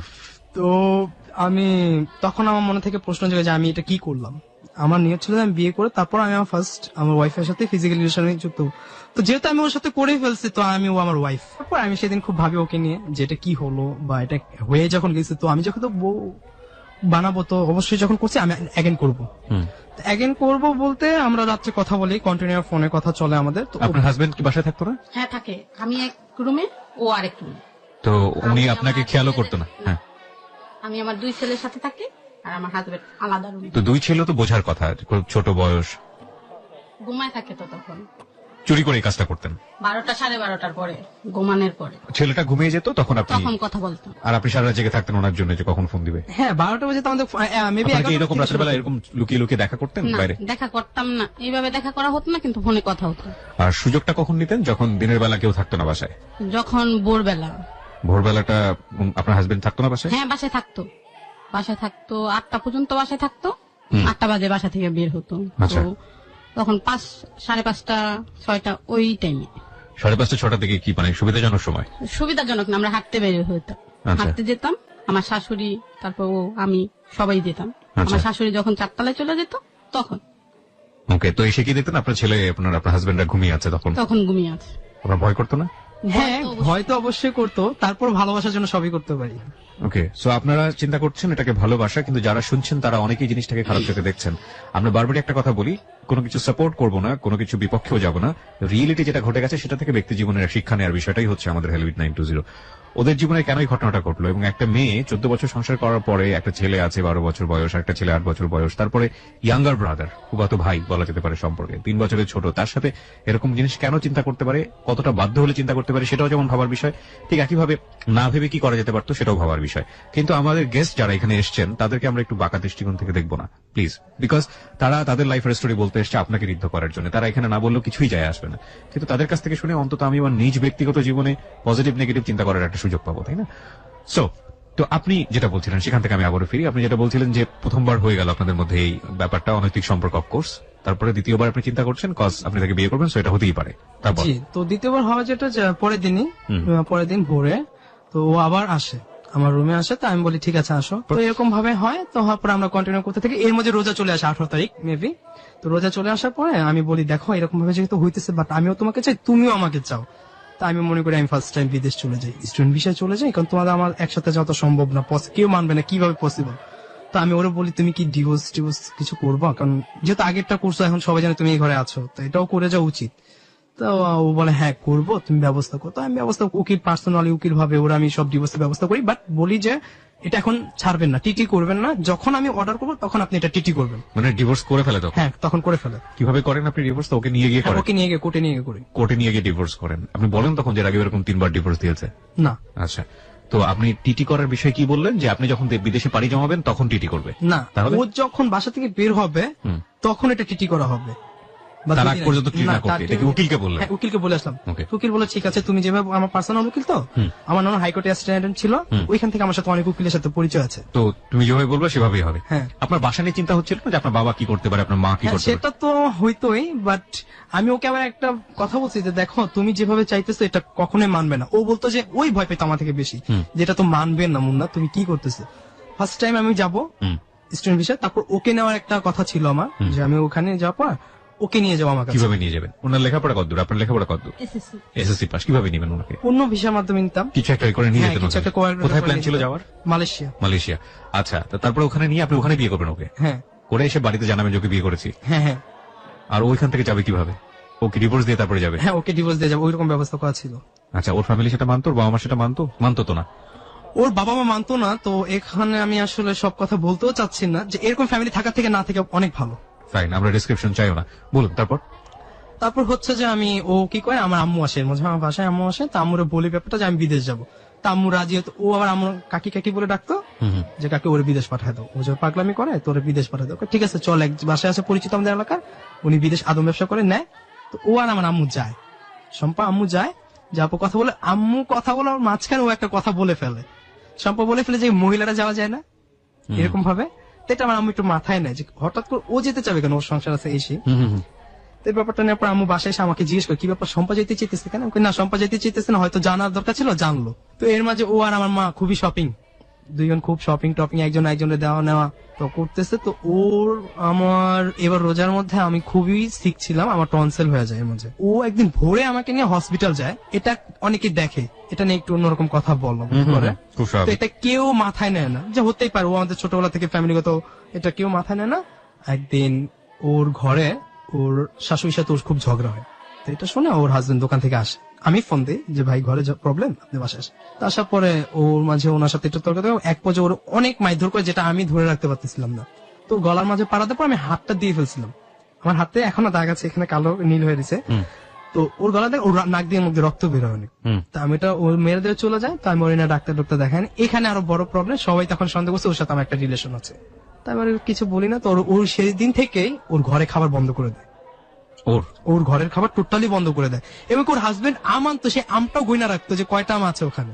টোটালি 14 বছর সংসারের মধ্যে ওর হাজবেন্ডের টাকা খায় নাই এখন পর্যন্ত না। ওর কিছু টাকা ছিল স্বর্ণ, সেগুলো সুদে লাগে, ওই ঋণ ওই সুদের টাকা ঘরে চালাতো। ওর হাজবেন্ড বলতো যে আমি খাওয়াইতে পারবো না। একটা সাবান জানতো, সেটা ওর নামে দোকানে লেখা হতো, ঠিক আছে। তো ওই রকম ভাবে থাকতো। তো আমি বলি যে এটা কি রকম জীবন চাইতেছো সম্পদ, তুমি যাও, তোমার আমার জীবন যখন আমি বাদই করছি, কারণ করেই ফেলাইছি, তোমার জন্য আমার জীবন মরণ যা আছে সব হইব, আমি প্রয়োজনে বাবা মা ছেড়ে দেবো। এক পর্যায়ে আমি এই কথা বলার পর ও খুবই আমার ধরে কান্নাকাটি করে। তো এখন দেখতেছি যে মেয়েটা খাওয়া দাওয়া করতেছে না। আমি ওকে প্রতিদিন রাত্রে লুকায় লুকায় রাত্রে 11টার পরে বিরিয়ানি প্যাকেট দিতাম, যেহেতু সারাদিন খেতো না, সারাদিন দিতেও পারতাম না। তো একদিন আমার আম্মু আসে, আম্মু আসার পরে আমি বলতেছি যে ও আবার আম্মুর সাথে কথা বলে যে আমি এই বাসা থেকে চলে যাবো। তা আম্মু জানতো ওদের ফ্যামিলিগত প্রবলেম, ঠিক আছে যা। তোর ব্যাপার, তোর লাইফ। কিন্তু আম্মু জানতো না যে আমার সাথে যাবে, তো বাসা থেকে বের হয়ে যায় জামা কাপড় নিয়ে। কোথায় যাবে? তো আমি আবার বলি কি আমার আম্মুরে যে ও কোথায় যাবে, ভাবি কোথায় যাবে, ভাবি আমাদের নারায়ণগঞ্জ বাসায় চলে যায়। আমি ওরা আমার নারায়ণগঞ্জ বাসায় পাঠিয়ে দিই। তো ও যেদিন যাবে সেদিন চলে যাওয়ার ঠিক 3-4 ঘন্টা আগে আমি ওর ডিভোর্স লেটার কাগজ আনি। আপনি ওরই বাসায় থেকে মানে ওর হাজবেন্ডের বাসায় থেকে এগুলো করছেন, তারপরেও আপনাকে কিছু বলছে না ওনার হাজবেন্ড বা ওনার জানে না। জানে না? না এবং আপনার বাসাতে ওনাকে পাঠিয়ে দিচ্ছেন নারায়ণগঞ্জের বাসাতে, তো সেটা নিয়ে ওনার হাজবেন্ড জানতো না? না কেউ জানতো না? না কেউ জানতো না। ওরই কোথায় বলা যাচ্ছে, ছিল। কোথায় যাচ্ছে কোনো খোঁজ খবর না। রাখতো না? না ও তো পালায় যাবে। ও পালায় যাবে? জি জি। ওকে। কারণ ওর উপকার করার জন্য আমি যা করার আমি করবো বলছি, যে তোমার এইরকম হেল্প করার জন্য যত কিছু রিস্ক আমার জানি, রিস্ক আমি করে দেবো। তো আমি করে দিই, তো যায় থাকে। পরের দিন আমি যাই নারায়ণগঞ্জ বাসায়, ওর সাথে আমি 2 দিন থাকি। ওই দিন রাত্রে ওর হাজবেন্ড অনেক খোঁজাখুঁজি নারায়ণগঞ্জ করে। বাসায় আপনার কেউ ছিল না? আত্মীয় স্বজন কেউ নাই? না না, ওটা তো ভাড়া বাড়ি ছিল আর আমাদের ফ্ল্যাট ছিল। আব্বু আম্মু তখন আমাদের কেরানীগঞ্জ বাড়ি। পুরো বাসাটা কি ফাঁকা থাকতো? জি, কেরানীগঞ্জ বাড়ি করছে আবার আরেকটা নতুন, ওই বাসা আব্বু আম্মু থাকে। তো আমার জিনিসপত্র এখানে রেখে আমি ওর কাছে চলে যাই। তো এখানে আমরা 2 দিন থাকি। থাকার পর 2 দিন পরে ও বাসা থেকে যাওয়ার সময় কিছু ক্যাশ ক্যাপিটাল আমার কাছে রাখছিল আর স্বর্ণ টর্ণ নিছিল ওর নিজস্ব। ও কি করছে হয়তো বিক্রি করছে। ও আমার কয়দিন আমার টাকা দিচ্ছে অনেকগুলো স্বর্ণ টাকা, 77,000 টাকা দিচ্ছে আমার। তো এগুলো তারপর আমি আমার ব্যাংকে রাখি। তো ওর হাজবেন্ড আবার আমার জিজ্ঞেস করে তুই কি জানিস? আমি বলি, না আমি কিছুই জানি না। উনি কি করে আমি কি জানি, এর আগে তো উনি 3-4 বার গেছে, তা আমি বলি না। তো ওর হাজবেন্ড ওকে অনেক কল ট্র্যাক করে, ফোন কল ট্র্যাক করে। কল ট্র্যাক করার পর জানে যে ও নারায়ণগঞ্জ কোন একটা জায়গায়, কোন একটা জায়গায় ছিল। তো আমি ওরে সরানোর জন্য আমার ফ্যামিলিগত ভাবে ওরে না আমাদের কেরানীগঞ্জ বাড়িতে নিয়ে যাই। তো ওই দিনই যেদিন ওর হাজবেন্ড কেরানীগঞ্জ বাসায় আমার খুঁজতে যাবার তার ঠিক 1 ঘন্টা আগে আমার ফোন দেয় যে তোদের কি কোনো আত্মীয় স্বজন আছে নারায়ণগঞ্জে? জানা আছে? হাজবেন্ড? হ্যাঁ। তারপরে না আমার এমন কোনো আত্মীয় নাই যে থাকুক। আমি বুঝে ফেলছি। তাই আমি বাসায় যে কি করে ওরে আমার বড় চাচুর বাসায় পাঠাই দিই। এর মাঝে ওর রাইখা আসার পরে ওর হাজবেন্ড, ওর ননাসার জামাই, আরো কয়েকজন এলাকার নেতা যায়। তো এটা দেখে আমার বাবা একটু রাগ হয় ওদের সাথে, যে তোমাদের সাহস কত বড় আমার বাড়িতে ঢুকছো, তুমি তো আমার সম্পর্কে জানো। তা আমার আম্মু শুধু এতটুকুই বলে যে শোনে একটা, তুমি যত কিছু হও আমার উপরে যেতে পারবা না, আমার উপরে যেতে পারবা না তুমি, শোনে একটা তুমি যত বড় কিছুই হও। এই কথা বলো হাজবেন্ড বলে কাকে আমার মাথা গরম, ওই এরকম পাগলামি করে চলে যায়। কারণ বলে স্বভাব ভালো করো, স্বভাব ভালো করো। তার মাঝে একজন গেছিল আমার বাবার ক্লোজ ফ্রেন্ড, আমার বাবার ছোট ফ্রেন্ড, উনি আমার দিকে আনতেছে যে তুমি এই কাজটা করতে পারো, তোমার সাথে খুব ভালো আন্ডারস্ট্যান্ডিং দেখছেন। তাই আমি বলি হ্যাঁ করলে করছি। আমি তখন স্বীকার করি যে হ্যাঁ করলে করছি, যদি কেউ কিছু করতে পারে তাহলে করতে বলেন। তো উনি শুনে চলে যায়। তো আমার বাবা শুধু ওর ওই পুরো হাজবেন্ডে বলে দেয় যে কাজটা ঠিক করলো না। আমার বাসায় আসছো বসতা, আমার কাছে বলতা, আমি দেখতাম তুমি আইসে আমার বাসায় সার্চ করতেছো, দোতলা নিচতলা সবই তো আমরা, আমার বড় চাচার আমরা। তো তখন ওর হাজবেন্ড মাপ চায়। তো মাপ চাওয়ার পর রাত্রের 11:30-12টার দিকে চলে যায়। তারপর ও আমাকে ফোন দেয়, আমি ওর সিম চেঞ্জ করে দিই। ফোন দেয়, ওর সাথে আমার ফোনে কথা হয়। তো আমি বলতেছি যে এরকম ভাবে যে করতেছো এটা নাকি এখন তারা সিআইডি কাছে দিয়ে দিবে, তোমার যে অ্যাড্রেস বা তোমার যে ফোন ট্র্যাক এগুলো, তুমি এক কাজ করো, কিছু একটা ব্যবস্থা করো। তো ও বলতেছে ঠিক আছে তুমি কালকে আমার সাথে যাবো, আমি র্যাবের অফিসে যাবো। তো ওরে আমি পাঠাই, আমি যাত্রাবাড়ি পর্যন্ত এসে দিয়ে যাই। আচ্ছা, র্যাবের কাছে গিয়ে আপনার প্ল্যান কি ছিল? আপনি কি করবেন? আমার হাজবেন্ডের নামে নালিশ করবো, যে আপনার সঙ্গে এরকম অত্যাচার হ্যাঁ, করে, এরকম করে। শারীরিক মানসিক নির্যাতন করে। তো বলুন তারপর আমি গিয়ে যাই। তো ওইখানে কি হয়, ও ওই কাজটা না করে আমার আম্মুর সাথে ছিল। তো ওর সাথে আমার আম্মুর সাথে নাকি কি নিয়ে একটা কথা ঝগড়া হয় আমাকে নিয়ে, যে তুমি যে আশায় আসতেছো বা তোমার সাথে আমার ছেলে এরকম দেখতেছি, কিন্তু তুমি কিন্তু অন্য কিছু করো না, আমার ছেলে তোমার উপর করতেছো, তুমি কিন্তু অন্য কিছু করো না। তো ওর মাথায় ক্যাচ করে কি যে মেবি উনি জানে উনি হয়তো আমাদের মানবেন না। ও কি করে আমার আম্মুকে বলে ঠিক আছে আপনি বাসায় যান। তো বাসায় আমি কিন্তু তখনও শোনে একটা চলে যাই রিটার্ন আমার রুমে। ও কি করে বাসায় চলে যায়, ওর বাসায়। কিন্তু ওর সাথে আমার কথা হইতেছে, ও বলতেছে আমার ফ্রেন্ডের বাসায়। তো এরকম পুলিশ আসে, তখন ওর নামে কেস করা হয়, না চুরি মামলা কেস দেওয়া হয়, চুরি কেস আমাকে জেরা করা হয় বাসা থেকে। তাই আমি বলি যে আমি দেখিনি, উনি চলে গেছে, আমি শুধু এত ঠিক দরজা থেকে বের হয়েছে। তারপর আমার যে বলতেছে ওর কি মাথায় কোনো মেন্টালিটি প্রবলেম ছিল, না আমি কখনো এরকম দেখি নাই, তো আমি কিছু বলতে পারবো না। তো চলে যাওয়ার পর আমি ওরে জিজ্ঞেস করি তুমি কোথায়, বলে আমি আমার ফ্রেন্ডের বাসায়। সন্ধ্যার পরে 7টার পর আমার ফোন দেওয়া, বলে তুমি আমাদের বাড়িতে আসো। কোথায় ভুলতা গাউসিয়া, কেন আমাকে যদি তুমি ভালোবাসো নিতে চাও আমার বাসা থেকে ফ্যামিলি থেকে নিয়ে যাও। আমি বলি এরকম তো কোনো কথা ছিল না তোমার সাথে আমার, এটা কি করলো তুমি আমার বলতা কি শোনো যে তোমার আম্মু এরকম এরকম কথা বলছে, আমি তোমার সাথে থাকবো না। আমি বলি আম্মু বলছে, আমি তো জানি না, তুমি আমারে জানাইতা। পরে বলতেছে যে না তুমি যদি নিতে চাও আমার বাসা থেকে নিয়ে যাও। আমি এটা পসিবল না, তুমি আমার ছোট চাচুর সাথে কথা বলো। তো ছোট চাচুর সাথে কথা বলি। তো ছোট চাচু বলে যে বাবা আমি মেয়েটা রাস্তা ছাড়তে পারি না, যেহেতু কাজটা হয়ে গেছে, ডিভোর্স হয়ে গেছে, আমরা তোমার হাতে দিব, তুমি আমার বাড়িতে এসে নিয়ে যাও।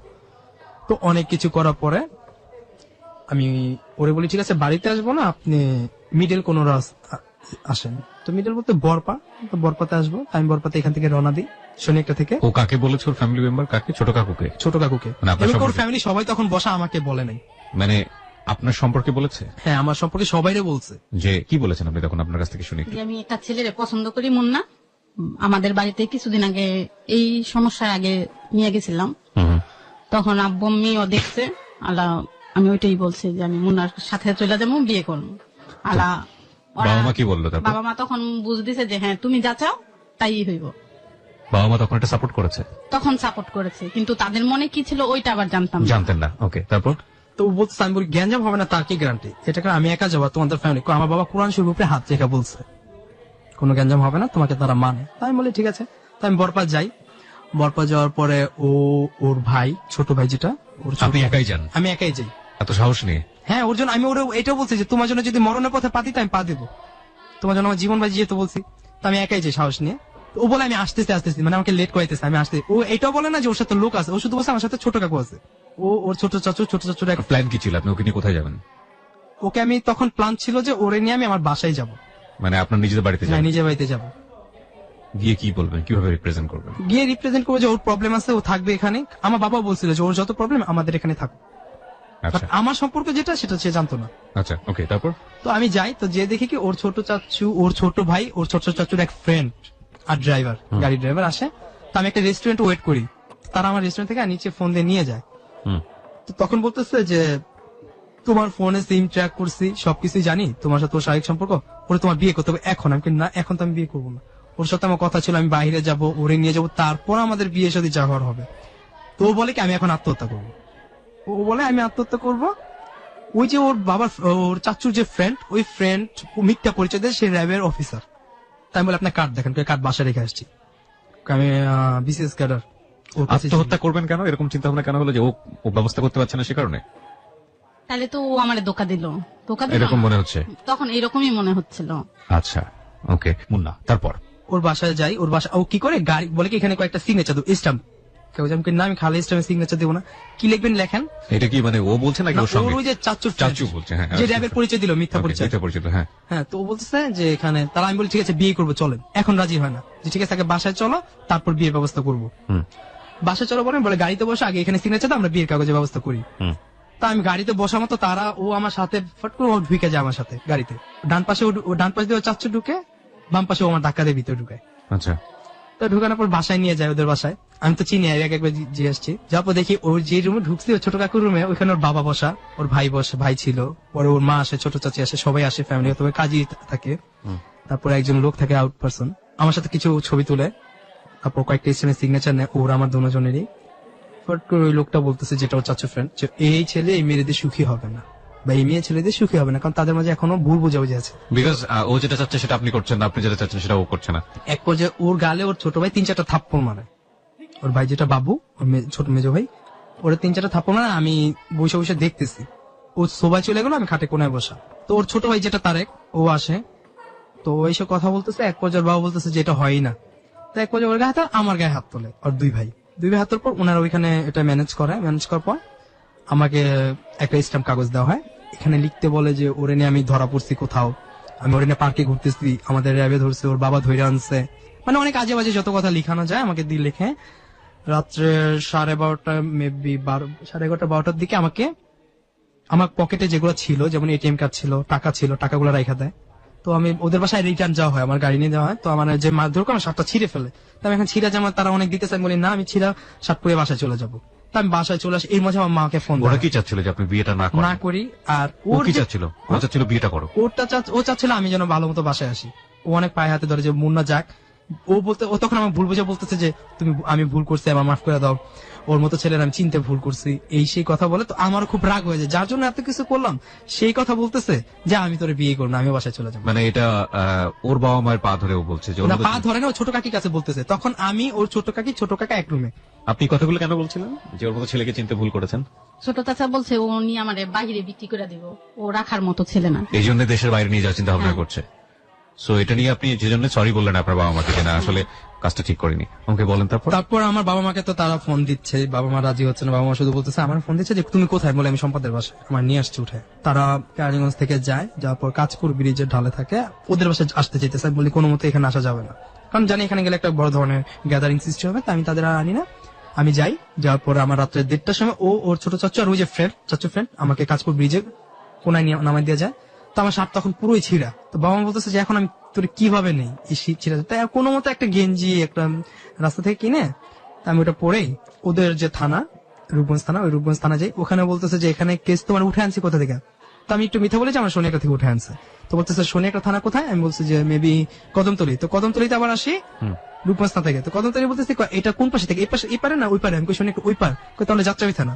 তো যাত্রাবি থানায় রাত্রি কিন্তু যেতেছি, বলতেছে এখন হবে না সকালে আসেন। পরের দিন সকালে যাই, তো বলতেছে এটা এখানে হবে না, কোথায় নিয়ে মারছে, ভুলতাগাউসিয়া নিয়ে মারছে, থানা কি রূপগঞ্জ, আবার রূপগঞ্জ থানা যান, মানে আমি একটা হেজিটেশনে ভুগতেছি। তা আমি আম্মুকে নিয়ে আবার রূপগঞ্জ থানা যাই, তো ওইখান থানা ওসির সাথে কথা বলে বলতেছে যে দেখেন এটা মিলি কেস, তো আপনি এটা একটা কাজ করেন, ওসি অবনী আমার পরিচিত, আপনি যাত্রাবি থানায় যান। তো উনি ফোন দিয়ে বলে আমি যাত্রাবি থানায় চলে আসি। ওকে, আসার পরে কথা বলতে বলার পরে উনি বলতেছে এটা কোর্টের থেকেই কেসটা করা বেটার, যেহেতু আপনাদের উকিল টুকিল আছে পার্সোনাল। তো আমি এর মাঝে কি হয়, যখন আমি রূপগঞ্জ থানায় রওনা দিই, ও হঠাৎ করে ফোন দেয় বলে কি চিন্তা করলেন, আমি বলি কি চিন্তা করলাম মানে তোমরা তো যা করলা ভালোই করলা, আমি তো খুশি তোমরা যা করছো, তুমি এখন তোমার বাবা মার কাছে থাকো, ওইখানে ফিরে যাও, এটা তোমার ব্যাপার, আমি যতটুকু করছি আমার আর সম্ভব না। পরে বলতেছে যে আমি আপনার নামে নারী নির্যাতন মামলা কেস করবো, আমি কি করো, সমস্যা নেই, যা খুশি করতে পারো, তুমি করতে পারলে আমারও ঠেকানোর ক্ষমতা আছে। এই কথা বলার পরে আমি চলে আসি আম্মুর সাথে, আম্মু তখন রাগাইতেছে যে কেন আবার এই মেয়ের সাথে কথা বলতেছিস, তোর এত বড় ক্ষতি, কিন্তু আমার আব্বু আমার একটা সান্ত্বনা দিল কি যাওয়ার হয়ে গেছে, তুমি মাথা ঠান্ডা রাখো, আমাকে বলতেছে। তখন আবার কোর্ট বন্ধ হয়ে যাবে, রোজার ঈদ হইলো না, তা এর মাঝে পরের দিন ও আবার ফোন দেয়, ফোন দিয়ে বলতেছে আমি বাথরুমে দ্বারা তোমার সাথে কথা বলতেছি, আমি তোমার পায়ে ধরি, তুমি আমার দুইটা কথা শোনো। আমি বলি ঠিক আছে বলো, আমি মাপ চাই, এই কাজ আমার দেওয়া হয় না, আব্বু এরকম বলছে, আম্মু এখানে এসে এরকম পল্টি দিছে, তাই বলে এখন কি করতে চাও, এখন আমি তোমারই চাই। তো আমার মনটা না কিরকম জানি ঘুরে গেল যে যারা আমি এত ভালোবাসি সে অনেক থাক না করুক, ওর জন্য তো আমার জীবন বাজি রাখছি আমি। তো কথা বলি, কন্টিনিউ কথা বলি, ও ফ্যামিলি থেকে তখন জানে যে ও ফোন ইউজ করে। তখন আপনার শ্বশুর বাড়ির লোকজন কি জেনে গেল এই ছেলেটা সম্পর্কে? হ্যাঁ পুরোপুরি জেনে গেছে, সবাই জানে। আচ্ছা। তো জানে, তো জানার পরে তো আমি ওর সাথে কথা বলতে থাকি, তো আমাদের প্ল্যান হয় কি যে আমরা ভাইয়া চলে যাবো দূরে কোথাও, আর আসবো না। কিভাবে, আমার যে ক্যাশ ক্যাপিটাল ছিল আর ওর যে 90,000 টাকা ছিল সেটা ওর অ্যাকাউন্টে ছিল, তাই আমরা যাব হচ্ছে ঈদের 2 দিন পরে, ঠিক আছে। তো আমরা যেতে পারি না, আমি কেস করি ওর বাবার নামে ওই কোর্টে, তো 2 দিন লেট হয় আর যাওয়া হয় না। আমরা মেবি 22 তারিখ না, কেস করেন মানে কিসের কেস করেন? আমি আমার অপহরণ মামলা কেস করি। কাকে অপহরণ করেছে? আমাকে। আচ্ছা, কেস করলেন, তারপর কেস করার পরে তো ওইটা কোর্টে থেকেই আর আমার দেওয়া হয় নাই, তো প্রেজেন্ট দেওয়া হয় নাই। তো আমি কি করি, ওকে নিয়ে 22 তারিখ আমার কোর্টে প্রেজেন্ট দিয়ে আমি বলি কি আম্মু আমি তো ফ্রেন্ডের বাসায় বেড়াইতে যাবো, কই যাবি, রাজশাহী যাবো। তা আমি আমার সাথে বিগ টেস্টি জামা কাপড় সব নিয়ে আসছি, তা আম্মু মনে করছে সত্যি হয়তো ছেলে খারাপ লাগতেছে ঈদের সময়, আমি বলি সব ফ্রেন্ড যেতেছে তা আমিও যাবো। তো ওরেও বসে আমি ফোন দিলে তুমি বাসা থেকে বেরোয় আসতে পারবা, কয় হ্যাঁ আমার হেল্প করবে, আমি পলায় চলে আসতে পারবো। তো ও লুকে চলে আসে, আমিও যাই, তা আমরা কমলাপুর ফার্স্ট মিট করি। জি।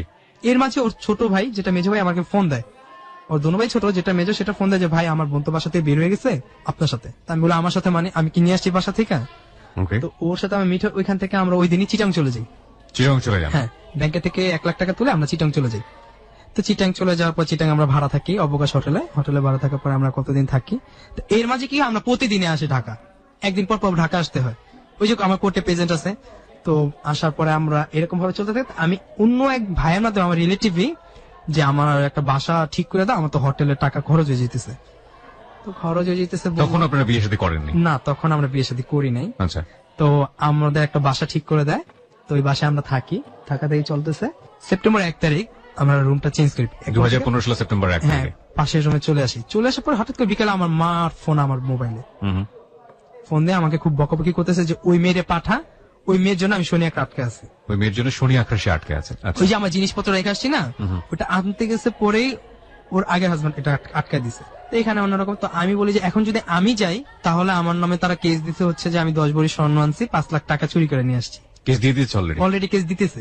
আচ্ছা। যদি আমি প্রেজেন্ট না থাকি ওইখানে, তো ও বলতেছে তুমি না আমি যাই, আমি গেলে কিছুই হবে না। ওর বাবা কি করছে, ওর বাবা আমার নামে অপহরণ মামলা দিয়ে রাখছে, আমি ওরে বাড়ি উঠান থেকে উঠাই নিয়ে আসছি। তো আমার আম্মুর তো আটকে রাখছে, আমি আমার আম্মুকে ছুটানোর জন্য ওরে পাঠাই। ওরে যখন পাঠাই, ও যখন সাক্ষী দেয় তখন সবকিছু ক্লোজ। তখন ওর বাবাও আসে, সে ওই যে রূপগঞ্জ থানায় যে অপহরণ মামলাটা দেয় আমার নামে, কোর্টে থেকে ওই কাগজ নিয়ে এসে শো করে বিদায় ওরে আটকায় দেয়। তো ও ওর বাবা রূপগঞ্জ থানায় যায়, সেই রাত্রে যায়। তো আমার আম্মুকে ছেড়ে দেয়, মা কত সময় আমার আম্মু চলে আসে, তা আমি এদিকে কান্নাকাটি করতেছি আমার বউয়ের জন্য, ওই জন্য কান্নাকাটি করতেছি। তো ওরে ফোন দিক বলে তুমি কোনো টেনশন করে না, আমি কালকে সকালে তোমার কাছে থাকবোই। থানায় যায়, থানায় যাওয়ার এক রাত্র থাকে, তারা ছাড়তেছে না। তারা বলছিল, তার বাবার বুঝতেছিল যে মেয়ে আসলে মেয়ে সিগনেচার দিলে আমরা ছেড়ে দেবো, আপনি পাইলে। এটা কোর্টে কেস করা হয়ে গেছে, সো ওরে নিতে হলে কোর্টে থেকে নিতে হবে। পরের দিন সারা রাত্র কথা বলি আমরা মোবাইলে। পরের দিন ওকে কোর্ট থেকে জামিন করে নেওয়া হয়। জামিন করে নেওয়ার পর 14 দিন পর ও আমার কাছে চলে আসে। তো আসার পর আমি 15 সেপ্টেম্বর 2015 আমরা বিয়ে করে ফেলি কোর্টে থেকে। কোর্টে গিয়ে বিয়ে করে ফেললেন? বিয়ে করে ফেলি। কত সালের কত তারিখটা বললেন? 15 সেপ্টেম্বর 2015। এটা কি মানে আপনারা দুজনের সিদ্ধান্তই করেন হ্যাঁ, নাকি দুজনের ফ্যামিলির সিদ্ধান্তে। মতামত ছিল এখানে? দুজনের সিদ্ধান্তে। দুজনের সিদ্ধান্ত। ডিভোর্সটা পাঠিয়ে দিয়ে তারপরে বিয়ে হ্যাঁ, করলেন? ডিভোর্স না, আমরা যখন বিয়ে করি তার এক সপ্তাহ আগে ওর পূর্বে হাজবেন্ড বিয়ে করে।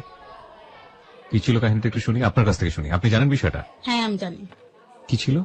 আমি যখন 14 দিন বাড়িতে থাকার পরে ও যেখানে থাকতো ওখানে আসি। আসার পরে ও বলতেছে এখন বিয়ে না করলে এটা কি রকম হয়। আমি কই, এতদিন ঘুরে গেলে এখন বিয়ে কিসের জন্য করব? এভাবেই থাকবো। তুমি যে রকম চাইছো, আমি এত দিন চাইছি বিয়ে করতে, তুমি করতে চাও না, তাহলে বিয়ে করবো না। আর এখন না সম্পা এটা হয় না। আমি কই, তাহলে চলো করে। আর আমরা জজ কোর্টে গিয়ে বিয়ে করি। এর 15 দিন আগে আমার হাজবেন্ড বিয়ে করে। আচ্ছা, কাকে বিয়ে করে? অন্য এক মেয়ে, নাম নিপা। ওকে, ওই মেয়ের সাথে সম্পর্ক ছিল, আপনি জানেন না? না আমি জানি না। ঠিক আছে, বলুন, আপনি বলুন। তারপর বিয়ে তারপর করলেন? আমরা বিয়ে করি। বিয়ে করার আগে বাবা মার কাছ থেকে পারমিশন নিয়েছিলেন? না, আমি তো একাই থাকি তখন, কিন্তু আমার ফ্যামিলির সাথে কোনো রকম যোগাযোগ নাই। আপনার ফ্যামিলি কি জানতো সেই সময়টা আপনি বন্ধুর বাসায় আছেন? না, তাহলে? আমার ফ্যামিলি জানতো ও আমার সাথে আছে। যখন আমরা চিটাং থেকে চলে আসি তখন আমার বাবা আমাকে ফোন দেয় যে বাসায় আসো, আমার মান সম্মান চলে যেতেছে, তুমি নাকি কোন মেয়ের বিয়ে করে ফেলছো। তখন কিন্তু টোটাল আমি কোনো বিয়ে করিনি। কিন্তু ওই মেয়েটার সঙ্গে আপনি থাকেন? হ্যাঁ, ওর সাথে আমি তখন সম্পার থাকি। সঙ্গে থাকেন? জি, সম্পার সাথে আমি কোথায় তখন থাকতেন থাকি। সেই সময়টাতে? কেরানীগঞ্জ। কেরানীগঞ্জ থাকি। কেরানীগঞ্জেই থাকতেন? হ্যাঁ, আলাদা বাসা থাকি। আলাদা বাসায় ভাড়া নিছি, হাজবেন্ড ওয়াইফ বলে। হাজবেন্ড ওয়াইফ বলে বাসা নিয়েছেন? আমাদের অন্য ফ্যামিলিগত আত্মীয় মাধ্যমে নিয়ে আমরা বাসাটা। আচ্ছা। তারা জানে আমরা ফ্যামিলিগত হাজবেন্ড ওয়াইফ। আচ্ছা। তো ওইখানে থাকি কেরানীগঞ্জে। থাকার পর আমি বাসায় যাই, ওরে রেখে আমি বাসায় যাই, বলি তুমি থাকো, তোমার যত খরচ লাগে আমি দেবো। আমি বাসায় যাই। পরের দিন ওরে রেখে আমি চলে যাই। আচ্ছা। তো বাবা আমার জন্য, আমি আবার কক্সবাজার ছিলাম, যে তোর সাথে শুটকি টুটকি অনেক কিছু নিয়ে যাই। তো এগুলো নেওয়ার পর বাবা বলছে যে আমার ছেলে কক্সবাজার থেকে ঘুরে আসছে। তো আমার যে রিলেটিভ, সে কিন্তু আমার পাশের বাড়ি, সে জানতো আমি বিয়ে করছি। সে ছড়াইতেছে এলাকার মধ্যে যে আমি বিয়ে করছি এসে। তো আমার বাবা একদিন হঠাৎ করে ওরা আমি রেখা যাই, তো এরকম আসা যাওয়া থাকতে সবাই সন্দেহ করে। তো আমার বাইক ছিল পালসার, তো আমি বাইক নিয়ে শুধু আসা যাওয়া করতাম ওর কাছে। তো আমার বাবা বলতেছে ও তো বাইক সহজেই নেয় না, এত কেন দিতেছে। তো আমি পরে বাসায় আসার পরে আমার বাবা আমার আটকায় ফেলছে। আম্মু বলতেছে ওই মেয়ে কই, ও জানে। ওর বাবা আবার আমার আম্মুর সাথে কন্টিনিউ যোগাযোগ রাখতেছে যে আপনার ছেলে এই কাজটা করছে, আপনার ছেলের বলেন আমার মেয়ের বিয়ে করে দিতে, কোথায় আছে কি হয়েছে। তখন আপনারা বিয়ে শাদী করেননি? না, তখন ওর বিয়ে শাদী না। তো বিয়ে শাদীটা পরে বলি। তো আমার বাবা আমাকে থাপ্পড় দেয় একটা, ওই ফার্স্ট, ওর জন্য আমি লাইফে ফার্স্ট থাপ্পড় খাই বাবার হাতে। তা বাবা আমার রুমে একটা তালা রুমে লক করে, মেন দরজা লক করে চলে যেত। আমার ছোট ভাই যখন পরে আসে, বেশ থেকে পরে আসে, আমার আম্মু ওই লকটা খুলে রুমে ঢুকে। আম্মু যেভাবে রুমে ঢুকে আমি পিছন দিয়ে বের হয়ে যাই। বের হয়ে আইসা দেখি ম্যাডাম নাই, মানে সম্পা নাই। সম্পা চলে যায় ওর খালার বাসায়। তো আমি অক্টোবরের 22 তারিখ, মেবি 25 তারিখে কুরবানি ধুইছে, 22 তারিখে আমি ফোন দেয় আমার বাবা আমারে। সেপ্টেম্বরের 22 তারিখ ফোন দেয় যে তুমি কই আব্বু। আমি কি আব্বু আমি আমার মতো ভালো আছি, আমি কথা বলতে চাই না, ওর জন্য আমার কথা বলা জোর করে যে বাবার সাথে কথা বলো। তো বলতেছে বাসায় আসো, যাওয়ার হয়েছে তুমি বাসায় আসো। তখনও বাবা জানে না যে ও আমার সাথে, কিন্তু আমি বিয়ে কিন্তু কমপ্লিট করে ফেলছি। তো ও সান্ত্বনা দিতেছে, দেখো ঈদের সময় তোমার বাবা স্ট্রোকের রোগী, এর আগে 2 স্ট্রোক করছে, তুমি যদি এখন না যাও, যদি স্ট্রোক করে সারা জীবন আমাকে দোষারোপ করবো। তাই বলি ঠিক আছে তুমি, আমি থাকতে পারবো। আমি ঠিক আছে আমি বাসায় যাই, প্রতিদিন আসবো তোমার কাছে 2 টাইম। তা আমি বাসায় যাই, বাসায় যাওয়ার পর আমার বাবা গরু ব্যবসা করবে, তা আমি ওই জন্য হাটে যাই, যা চলাফেরা করে। তো তখন আমার মার সাথে আমার রকম টোটালি কোনো কথা হয় না। সে কথা তার মতো চলে, আমি আমার মতো চলে, জাস্ট আমার ফ্যামিলি মতো আমার বাবার সাথে আমি কথা বলি। ও হঠাৎ করে বলতেছে যে ব্যাপারটা সবাই জানানো দরকার, যেহেতু জানাজানি হয়েছেই। তখনও বিয়ে করেননি? করছি। তখন বিয়ে হয়ে গেছে? হ্যাঁ, মানে আমার বড় বিয়ের বাবা, পরের ঘটনা? হ্যাঁ বিয়ের পরে ঘটনা। তো জানানো দরকার বলতে, তো আমি বলি তুমি কি বলতে চাও, যে বড় চাচু যেহেতু আসছে, আমি বড় বাবা বলি তুমি বড় বাবারে জানাও। আমি কি এটা আমার দ্বারা সম্ভব না, তুমি জানাও। মানে আপনার ফ্যামিলি যেটা ধরে নিয়েছিল যে আপনারা দুজন একসঙ্গে থাকেন, একসঙ্গে থাকি, কিন্তু বিয়ে শাদী করেননি এখন পর্যন্ত। এরকম কিছু একটা, যেহেতু আপনাদের কাছ থেকে এখনো কোনো নিউজ যায়নি, জানি। এবং আপনার ফ্যামিলিকেও আপনি জানাননি বিয়ে শাদীর ব্যাপারে? টোটালি বিয়ে করেছেন কিন্তু কেউ কাউকে জানাননি? জানাই না। আচ্ছা, আপনি বিয়ে করলেন কেন ওকে? ওরে আমি অনেক ভালোবাসি। তো আগে কেন করেননি? আগে কইনি, আগে তো এরকম পরিস্থিতি ছিল না। সেটাই বলেন। তারপর? তো পরে আমি ওকে রাইখা আব্বু ফোন দিচ্ছি, ও আব্বুকে ফোন দিল যে বড় বাবা আসসালামু আলাইকুম, বাবার সাথে কথা হয়, বাবা খুব খুশি হয়, যে এটা হতেই পারে। ডিফিকাল্ট 3 বছর বা যেটা ছিল, ও যদি মানতে পারে আমাদের কোনো প্রবলেম নেই। তো সে বলে ঠিক আছে দেখা করবে ওর সাথে দেখা করবে। পরের দিন দেখা করে ও কি করে বাবার আমার বাসায় নিয়ে আসে। বাবা আমার না দেখা যাবে না, যে আমার ছেলের বড় বাবা বলতেছে আমার ছেলের আমি দেখাই যাবো। বড় বাবাটা কেমন? বাবার বড় ভাই? উনি কোথায় ছিলেন? সৌদি থাকে। উনি আসছিলেন এর মাঝখানে? হ্যাঁ, এখনো আছে, শনিবার চলে যাবে। ওকে। তো পরে ওর সাথে কথা দেখে তখন শুনে বলতেছে যে আমি বউ আমার খুবই পছন্দ, আমি বাড়িতে উঠাবো, যেভাবে হোক আমি উঠাবো। তো বাবারে বললাম, বাবা আমি তো ড্রাইভিং শিখতে চাইতেছি, আমি অন্য কোনো দেশে বিদেশে যাবো। কয়েক কোথাও যাওয়া লাগবো না, আমার গাড়ি তো পরে চালায়, তুই কই যাবি, আমাদের নিজেদের ব্যবসা থাকতে, তুই আমার ব্যবসায় করবি, গিয়ে গাড়ি চালাবি, তোর নিজস্ব গাড়ি আমি দিব, তুই গাড়ি চালাবি, জাস্ট আমার পার ডে কালেকশন গুলো উঠাই দিবি, তোর কত টাকা লাগবে আমি দিব। তো বাবার কথা মতো আমরা একটা ভরসা পাই, তো বাবাও কিছু টাকা দিয়ে যায় হাত, তখন তো আমি কিছুই করি না, ক্যাশিয়ার বাবা হাত করে দিয়ে যায়। বাবা কি করে আমার কষ্ট, মানে আমি যেভাবে থাকি সে সহ্য করতে পারে নাই, তো এটা দেখে সহ্য করতে না পারে বাসায় যায় বইলা দিছে, কথা ছিল বলবে না। সন্ধ্যার সময় হঠাৎ করে ওর মোবাইলে ফোন দিছে, দিয়ে বলতেছে শম্পা তোমরা বাসায়? হ্যাঁ বাসায়। তো থাকো আমি আসতেছি। কে বলছে এটা? বড় বাবা বলতেছে। ওকে। তো আধা ঘন্টা পরে দেখে আমার মা, বড় চাচি, বড় আব্বু, আমার ছোট কাকা, আমার ছোট ভাই এবং কি চাচাতো ভাই, ওরা সবাই গেছে। আমার আম্মা আমার গেটের সামনে অজ্ঞান হয়ে যায়, গিয়ে হ্যাঁ গিয়ে অজ্ঞান হয়ে মাথা ফাইটা যায়। তো ও আবার ধরাধরি করে নিয়ে যায়, ওরা দেখে। তো আমার বড় বাবা বলতেছে যে আমি মনে হয় তোমার বাবার রাজি করাতে পারলাম না, কিন্তু এটা চিন্তা করো না, তোমাদের যত খরচ আছে আমি দেবো। এইভাবে চলতে থাকে কন্টিনিউ রিলেশন। তো বাবা মা ওইদিকে আসে, মা আসা যাওয়া করে, 15 দিনের মতো আসা যাওয়া করে। তো যখন ও কি করে আমরা ভালো মতো সংসার চালাচ্ছি, তা বাবা খরচ দিচ্ছে, আমরা চালাচ্ছি, বাট আমি জব খুঁজতেছি, পাইতেছি না, বা যেখানে পাইতেছি আমার আম্মু হচ্ছে হকার থেকে নেত্রী আর থানা সভাপতি, তো যেখানে পাইতেছে আম্মু না করে দিতেছে। কালীগঞ্জের মধ্যে যেখানে আমি পেতেছি সবাই বলতেছে যে তোমার আম্মুর উপরে তো আমরা কেউ কথা বলতে পারি না, সো এটা আমরা পারতেছি না। তো আমাদের এক ফুপা আছে, তো ফুপার মাধ্যমে আমি ফুপার বাসায় যাই, ফুপা একটা জবের ব্যবস্থা করে, ওটা আমি করতে পারি না। করতে না পারার কারণে ওর সাথে আমার একটু বলতেছে কি করবা, একটা কিছু করো, এইভাবে বৈশাখ খেলে তো হবে না, টাকাও শেষ হয়ে যেতেছে। তো ওর সাথে আমার 16 ডিসেম্বর বিকেলে ওর আম্মু ফোন দেয়, হঠাৎ ওর পরিবার থেকে? হ্যাঁ, ওর পরিবার থেকে ফোন দেয় আমার শাশুড়ি আম্মা। ফোন দেওয়ার পরে আমি কথা বলি, যে বলতেছে যাওয়ার হয়ে গেছে, আমরা মানি। তা আপনারা মানেন, তখন কিভাবে মানেন, আমি আসি তোমার সাথে দেখা করি, তোমার থেকে ঠিকানা বলো। তো ও বলতেছে যে না তুমি আইসো না, ওরা হলে এলাকার, ওরা আম্মু তোমার পাইলে রাইখা বান দিয়ে রাইখা দিব। তো বলছে আমি কি সম্ভব, আপনি আমার বাসায় আসবেন, আমার আব্বু আম্মুর বাসায় যাবেন কেন, আমার বাসায় আসেন, রিক্স আমি, অন্তপক্ষে আমার সামনে দিয়ে কেউ কিছু করতে পারবে না। তো ওরা আম্মু বলতেছে না তুমি এক কাজ করো, সম্পারে নিয়ে আসো। তাই আমি বলি সম্পারে নিয়ে আমার যাওয়া সম্ভব না, আমি সম্পারে বলবো। সম্পা বলতেছে যে না তুমি আমার বাবার সাথে যোগাযোগ রাখো না, কথা বলো না। তারপরে আমি কন্টিনিউ কথা বলতেছি। তো 16 ডিসেম্বর ওর মার সাথে আমার রাত্রে কথা হয় যে শম্পা যাবে, 2 দিন বেড়াবে, উনি শম্পার সাথে আসবে, বাড়িতে আমার সাথে আসবে। তো শম্পার সাথে আমার রাত্রে এক পর্যায়ে ছোটখাটো একটা ব্যাপারে ঝগড়া হয়, খুব তুমুল ঝগড়া, সারা রাত্রে ঝগড়া। আমি তখন আপনার বসে আছি, ও ঘুমাই গেছে, খাওয়া দাওয়া করে ঘুমাচ্ছে, আমি খাওয়া দাওয়া করে নেই, আমি তখন জীবন কাহিনী গল্প শুনতেছিলাম। আমি ভোর 5টার সময় ঘুমাই যাই, ও আমার পাশেই ছিল। আমি সকালে উঠে দেখি আমার বিছনার পাশে নাই, ও বাসায় চলে গেছে। তো আমি ব্যাগ ট্যাগ যা ছিল, ওর একটা জামা, 2টা না 3টা জামা কাপড় ছিল, আর বাকি সব মোবাইল থেকে ধরে যত টোটালি ওর জিনিস ছিল সব নিয়ে গেছে।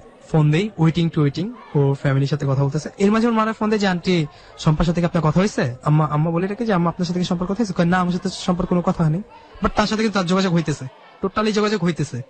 তো হইতেছে, আমি ওরে বললাম যে সম্পা তুমি কই? ও আমার ফোন তখন রিসিভ করছে একবার, আমি বলতেছে আমি বাসায় চলে যেতেছি, আমি আর আসবো না। আমি বলি দেখো ঝগড়াঝাটি হয়ে থাকে, আমি কি নিয়ে ঝগড়া হয়েছিল? ওর আম্মুকে নিয়ে। ওকে। ও বলছে কথা বলতে না, আমি কেন কথা বললাম, এটা নিয়ে একটু হাতাহাতি হয়েছিল। আচ্ছা, মানে গায়ে হাত তুলেছিলেন? গায়ে হাত, আমি 2টা থাপ্পড় দিছিলাম। এক পর্যায়ে পরে ও বলতেছে চলে গেল। তা আমি বলি ঠিক আছে মাপ চাই, তুমি আসো, আমরা নিজেই বলে আসতেছি 10 মিনিট কথা বলে ফোন বন্ধ করে দেয়। বাট ও আর আসে না, 17 ডিসেম্বর চলে যায়, তো আর আসে না। আমি ওর বাবা মার কাছে ফোন দিই, তো অলরেডি সে বাসায় পৌঁছায় গেছে। তারপরে বাবা মার ফোন দিই, তারা রেসপন্সই করতেছে না, যে না ও আসে নাই, আমার মেয়েরে খুঁজে দাও, নাহলে তোমার নামে কেস করো। তা আমি আদারওয়াইজ, ও আবার আমি একটু রিলেটিভ, দুঃসম্পর্কের রিলেটিভ, আমি আমার মামাদের মাধ্যমে খবর নিয়ে সে বাড়িতে পৌঁছেছি। ওকে, আমরা এখানে একটা বিরতি নিব, আমরা 5 মিনিটের ছোট্ট একটা বিরতি নিব প্রিয় শ্রোতা। 5 মিনিট পর আমরা আবারও ফিরে আসবো ক্লোজ আপ প্রেজেন্স হ্যালো 920-তে। আমি আরজি কিবরিয়া রয়েছে আপনার সঙ্গে, এবং আপনারা শুনছেন এবিসি রেডিও FM 89.2। মুন্নার জীবনের গল্পে আমরা আছি, এবং মুন্নার কাছে আমরা আবারও ফিরতে চাই। বইয়ের কথা যারা বারবার জিজ্ঞেস করছেন তাদের জন্য বলি, জীবনের গল্প হ্যালো 920 9টি সেরা গল্প এবং একটি অপ্রকাশিত গল্প যেটি রেডিওতে প্রচার হয়নি, মোট 10টি গল্প নিয়ে জীবনের গল্প বইটি বাজারে এনেছে। এটা এনেছে বর্ণপ্রকাশ। আপনারা বইমেলায় বইটি আপাতত পাবেন না। প্রিয় শ্রোতা, আপনারা বইটি এখন থেকে পাচ্ছেন নীলক্ষেতের নাহার বুক হাউসে। আমি আবারও বলছি, যারা বইটি সংগ্রহ করতে চান তারা নীলক্ষেতের নাহার বুক হাউস থেকে বইটি সংগ্রহ করতে পারবেন। বইটি ওখান থেকে বিক্রি করা হচ্ছে, আপনারা চাইলে ওখান থেকে সংগ্রহ করতে পারেন। নীলক্ষেতের নাহার বুক হাউস, ওখান থেকে আপনারা জীবনের গল্প বইয়ের দ্বিতীয় সংস্করণটি সংগ্রহ করতে পারবেন আগামীকাল সকাল 10টায়, অর্থাৎ আজকে সকাল 10টায় বইটি ওপেন করা হচ্ছে। আমি ওখানে থাকবো, হরহামেশা আমার সঙ্গে দেখা হয়ে যাবে আপনাদের সবার। আমি টাইম বলছি না, খুব শীঘ্রই আমরা একটা সবাই মিলে গেট টুগেদার করব এবং সেখানে আপনাদেরকে নির্দিষ্ট করে টাইম দিয়ে আমি আপনাদের সঙ্গে দেখা করব। কিন্তু আমি মাঝে মাঝে যাবো ওখানে, আপনার সঙ্গে চাইলে আমাদের সঙ্গে দেখা হয়ে যাবে। আর দ্বিতীয় সংস্করণে আমরা চেষ্টা করেছি প্রথম সংস্করণে যে ভুলগুলো হয়েছিল সেই ভুলগুলো বা বাক্যগত শব্দগত যে ভুলগুলো যেগুলো অনেক সময় ডিফারেন্ট মিনিং দাঁড় করায় সেগুলো থেকে বের হয়ে এসে এই বইটি প্রকাশ করার জন্য আশা করছি আপনারা সংগ্রহ করবেন। ওকে, 5 মিনিট পরে আমি আবারও ফিরছি। Close Up presents Hello 8920. Close Up. The closer, the better. 5 minute পর প্রিয় শ্রোতা, আপনাদের সবাইকে আমন্ত্রণ জানাচ্ছি আবারও ক্লোজ আপ প্রেজেন্স হ্যালো 8920 তে। আমি আরজে কিবরিয়া রয়েছে আপনার সঙ্গে এবং আপনারা শুনছেন এবিসি রেডিও FM 89.2। আর জীবনের গল্প বলার জন্য রয়েছে আজকে এখানে মুন্না এবং তার সঙ্গে যিনি এসছেন এখানে।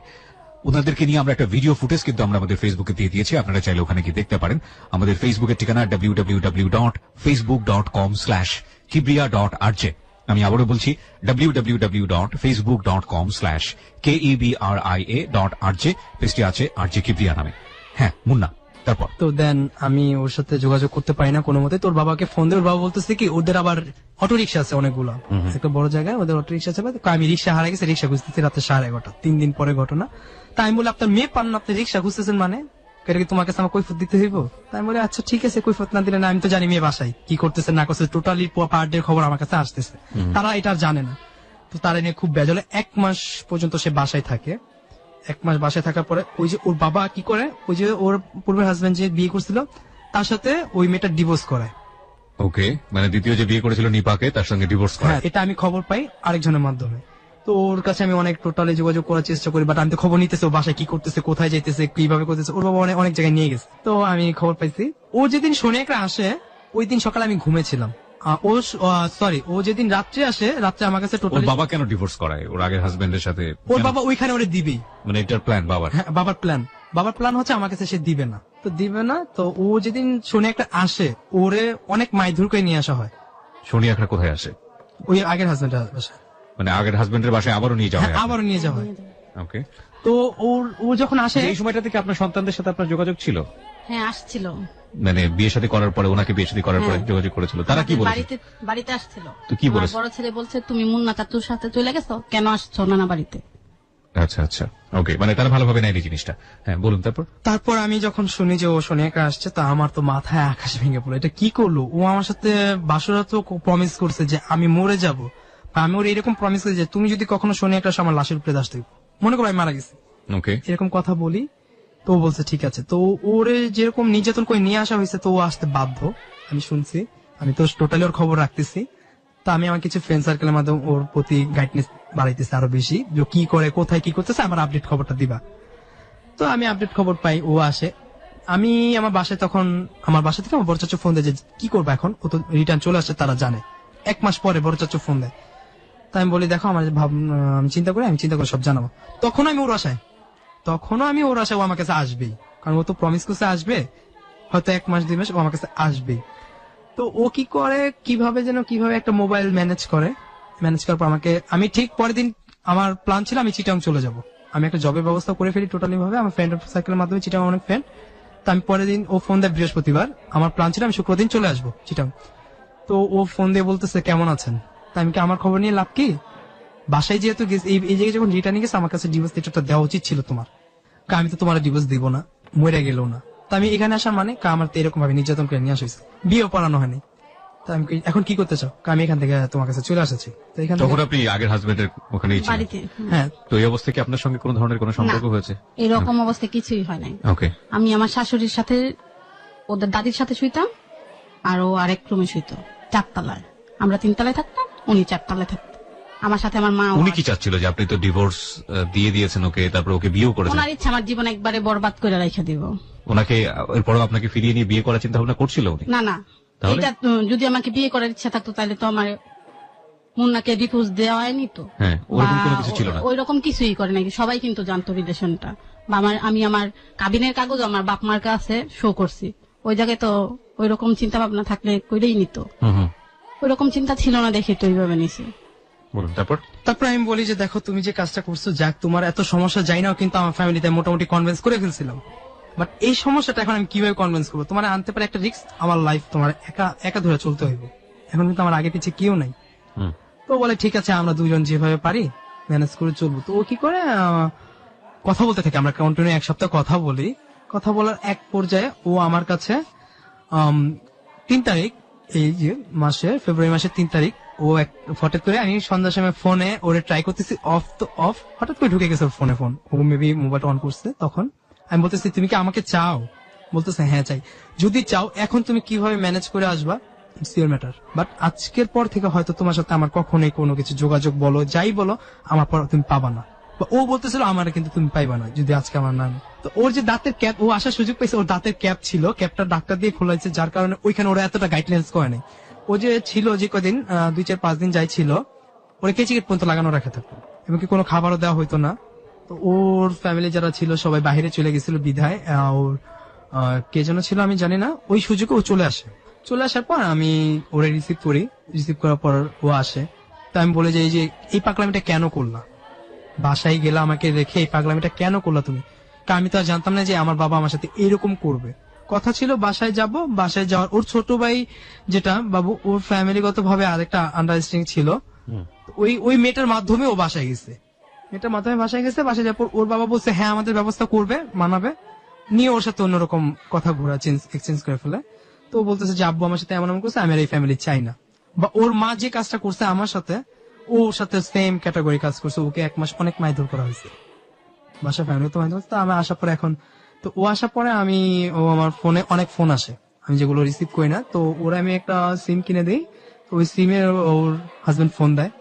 তো হাজবেন্ড ফোন দেওয়ার পর ও বলতেছে যে আমি তো আপনার কাছে যাইনি, যেতে চান, আপনি তো আমার জোর করে নিলেন। বা তো বলতেছে যে কেন আসলি তুই? তো ওর হাজবেন্ডের যে টাকা দেওয়া হয়েছিল সেটা সে রিটার্ন দেয় নাই। তো ওই রিটার্ন না দেওয়ার কারণে সে এখনো বলতেছে যে তাহলে যখন চলে গেছিস ডিভোর্স পেপারটা এগেন পাঠাই দিস।